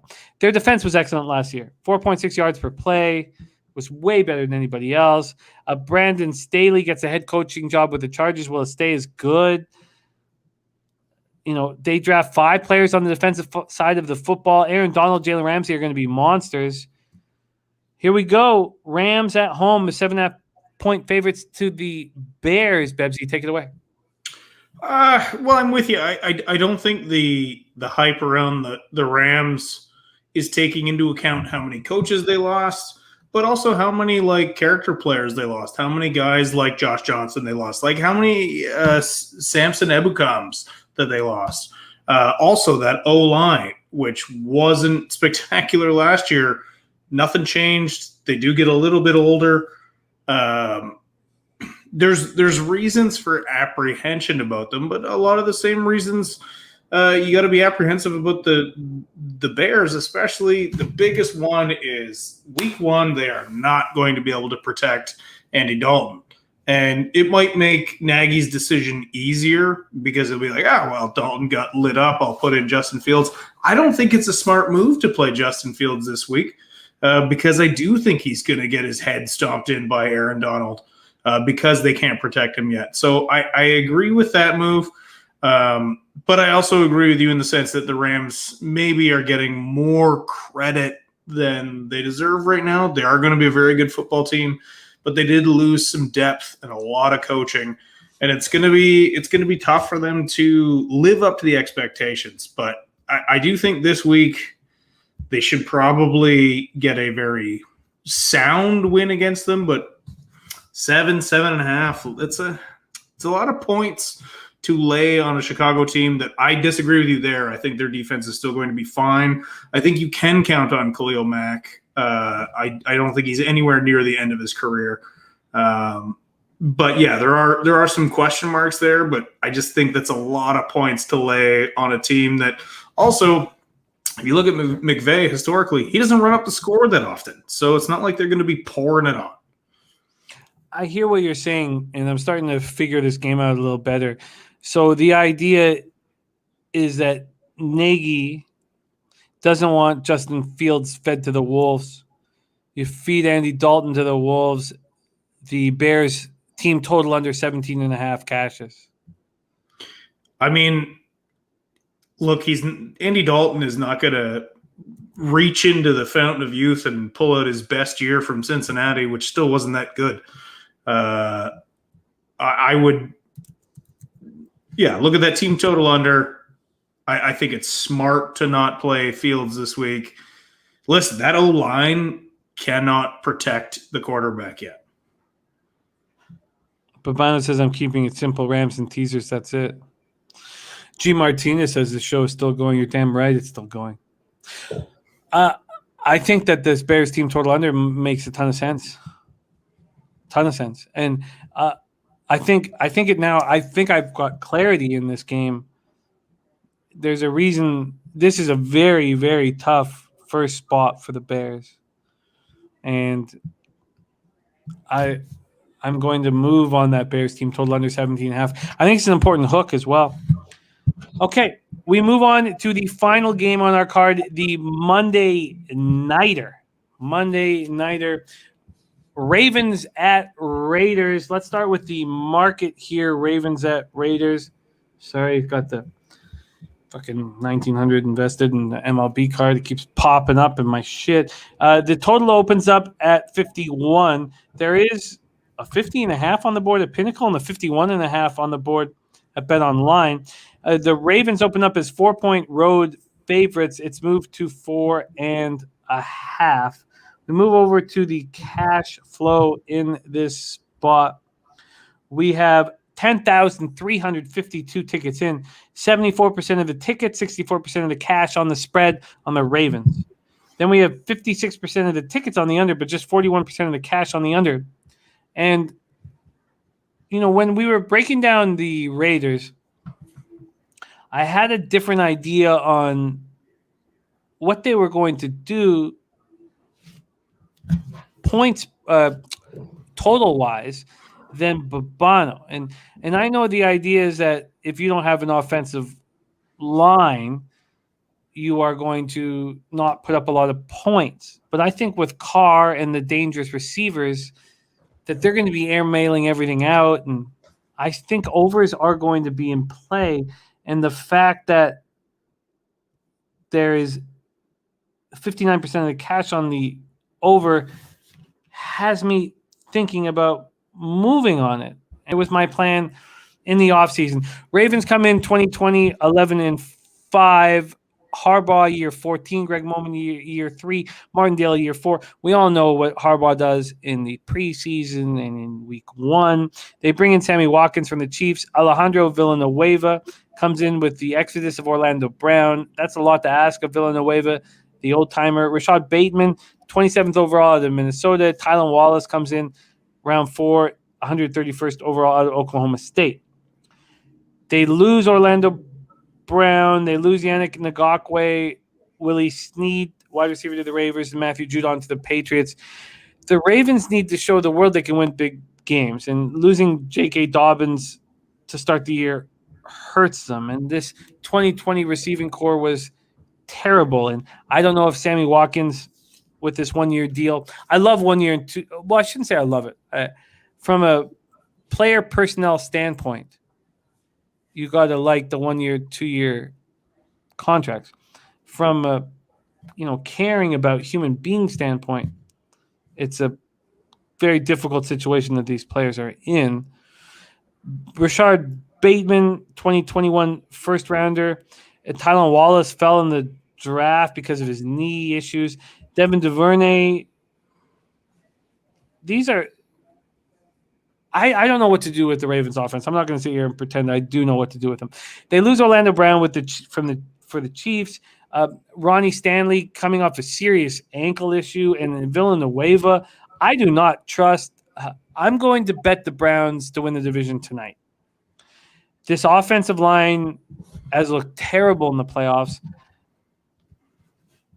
It's hard to trust this Ravens team. There isn't an edge rusher who's coming in that had over 3 sacks last year. They signed Marlon Humphrey and Marcus Peters to extensions. Judon and Ngakoue leave as free agents. Calais Campbell, Brandon Williams, Derek Wolfe are the most important players in this 3-4 defense up front. They're all over 30. There's a ton of question marks. With this Ravens team for me. And then the Raiders, last thing I want to do is trust the Raiders. Good thing they brought in Gus Bradley. Gruden in year 4. Olsen in year 6 as offensive coordinator. They bring in John Brown, Kenyon Drake, Ngakoue, Morig, Casey Hayward from the Chargers as a cornerback. They lose Aguilar to the Patriots. Tyrell Williams, wide receiver, Rodney Hudson. This John Gruden era has been what we expected it to be. Discouraging. No playoff appearances. Defense is being god-awful. Derek Carr, who Gruden didn't trust or believe in the beginning, has stood by him and has performed well. Ruggs was probably, and it's too early to say this, but probably a mistake to be the first receiver drafted. Darren Waller is a monster. They have Josh Jacobs and Kenyon Drake, which is going to help, but Rodney Hudson, Gabe Jackson, and Trent Brown are gone. I mean, that's 286 starts and 4 Pro Bowls. So I don't understand it at all. You want Richie Incognito to fix all this shit? It just doesn't make sense. They draft Andre James at center. They draft Alex Leatherwood out of Alabama, 17th overall. So some good moves there. They overdrafted Leatherwood. Say what, Bebsie? They overdrafted Leatherwood. He was like a 3rd-round projection that they got at 17, which is a bit much. But it's difficult to make heads or tails of what the Raiders did this year because they made some head-scratcher moves and then they made some really good moves, especially later on through the offseason. But I can't – honestly, the Raiders are a difficult team to make heads or tails of. There's some supreme talent on that team, and then there's some glaring holes.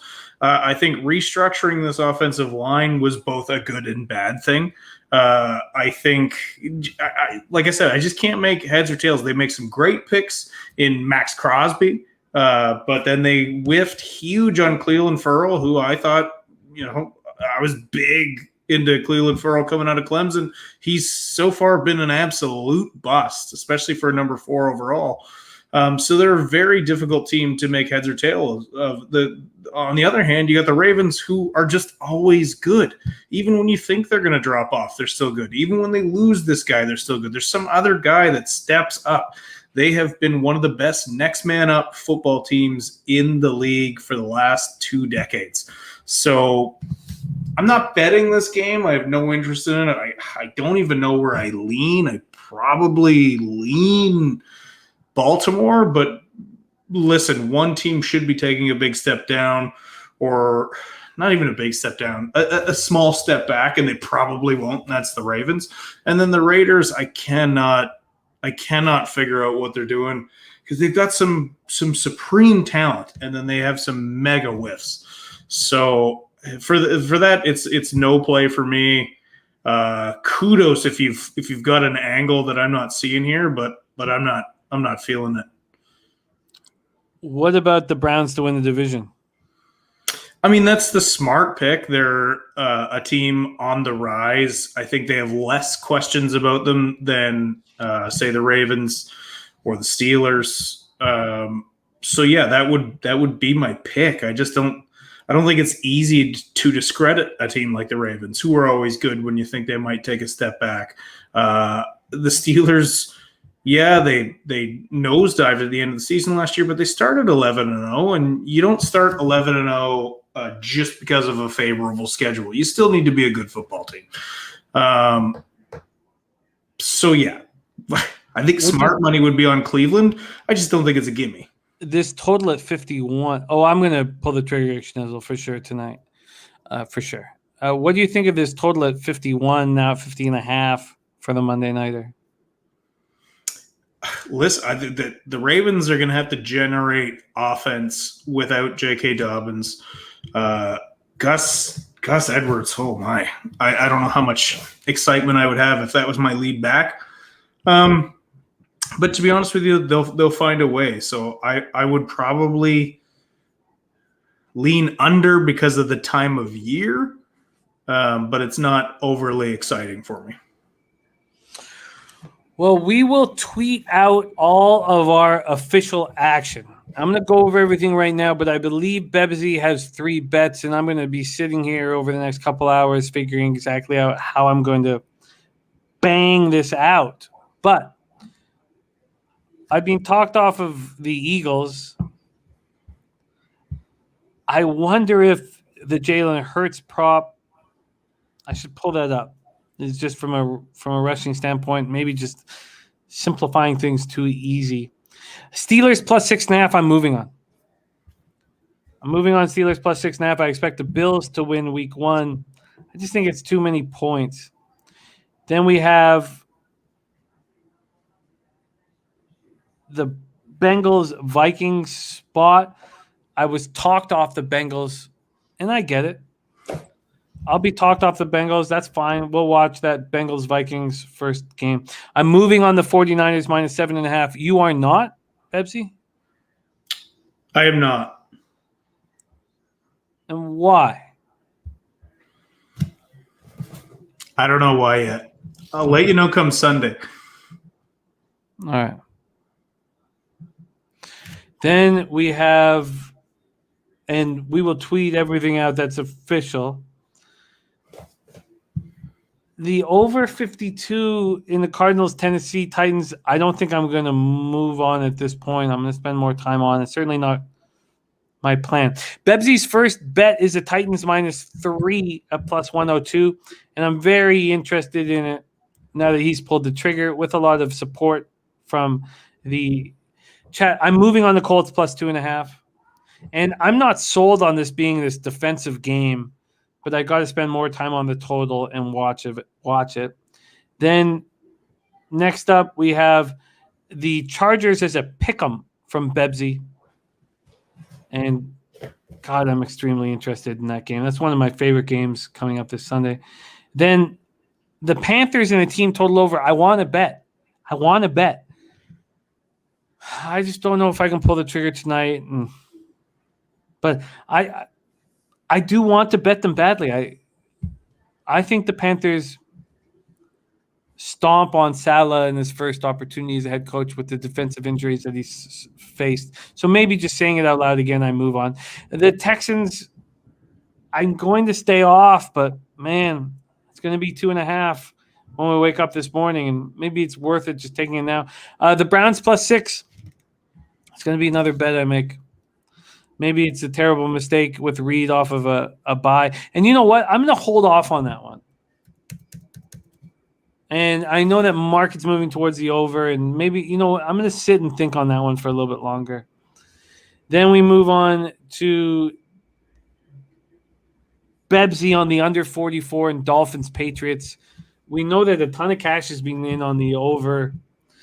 And I want the Dolphins +3. I want to fade the rookie in week 1. And if he beats me, Mac Jones, God bless you. But you know what? I'm going to bet against you, and you have to prove it. Then we have next up the Packers-Saints game. And you have not pulled the trigger on the Saints yet, right, Bebsie? No, because they're not playing at home. Yeah. That's my holdback there. I get it. Then the Broncos -2.5. You moved on -126. That's the last one on the board. Puzzler says Reed hasn't lost in September since 2016. Jesus. Love Puzzler. And Bibbs, you met Puzzler. He came and drank with us when we were at the bar in our show there. Great man he is. He's a great man. Next up, Rams. And there's no move. I'm going to move on the Bears team total under. I think they're being sent to the Wolves. I agree with this look. And I'm not sure what to do with the Rams full game. I think that I might wait on that. And then the Monday nighter, no move for either of us. And that is our entire show. The longest show we've ever had before, Bebsie. Thank you for fighting the good fight. Pleasure, buddy. Everybody supporting our show, thank you so much for your support. And these shows won't always be 3 hours, but we're fighting the good fight. And we're so excited about NFL football being back. And we want to make money in the worst ways. Bebsie, my man, any last words? But also let you know that we are thinking about you, and we know you're coming off the hernia surgery, and we missed you for the futures videos, but we know you were fighting the good fight, and it's so good to see you back on screen, making money. Only 3 looks so far, but we saw what you did in the first few weeks last year, so we expect greatness from you. Well, I'll be adding to those 3 picks before Sunday, but yeah, good to be back. Jimmy, it's good to see you guys in the chat. You guys are all diamonds. Thank you so much for coming back. The love is felt. You guys are great. But yeah, I'll be throwing out some more picks before Sunday for sure. We love it. Catch Bebsie and I here every Tuesday night at 8 p.m. Eastern. We have nothing without you guys. Princess C said, so for go home. Dennis Garcia says nap time. Chris Brady, Trusty, Harold Williams, Ick Schnizzle, Hoops 590, G Sauce, Lanil Land, Dennis Trusty, Puzzler, Leroy Flood, the most Slatsy, Al Cervic, Birdie. We just want to win. We just want to succeed and improve our lives. And that's why we put together a 3-hour and 7-minute show. Bebsie, I love you, baby. Nice to have you back in action, making your pub sports radio debut. I'll be back in action in 11 hours and 53 minutes, breaking down the entire card on Betting with the Bag.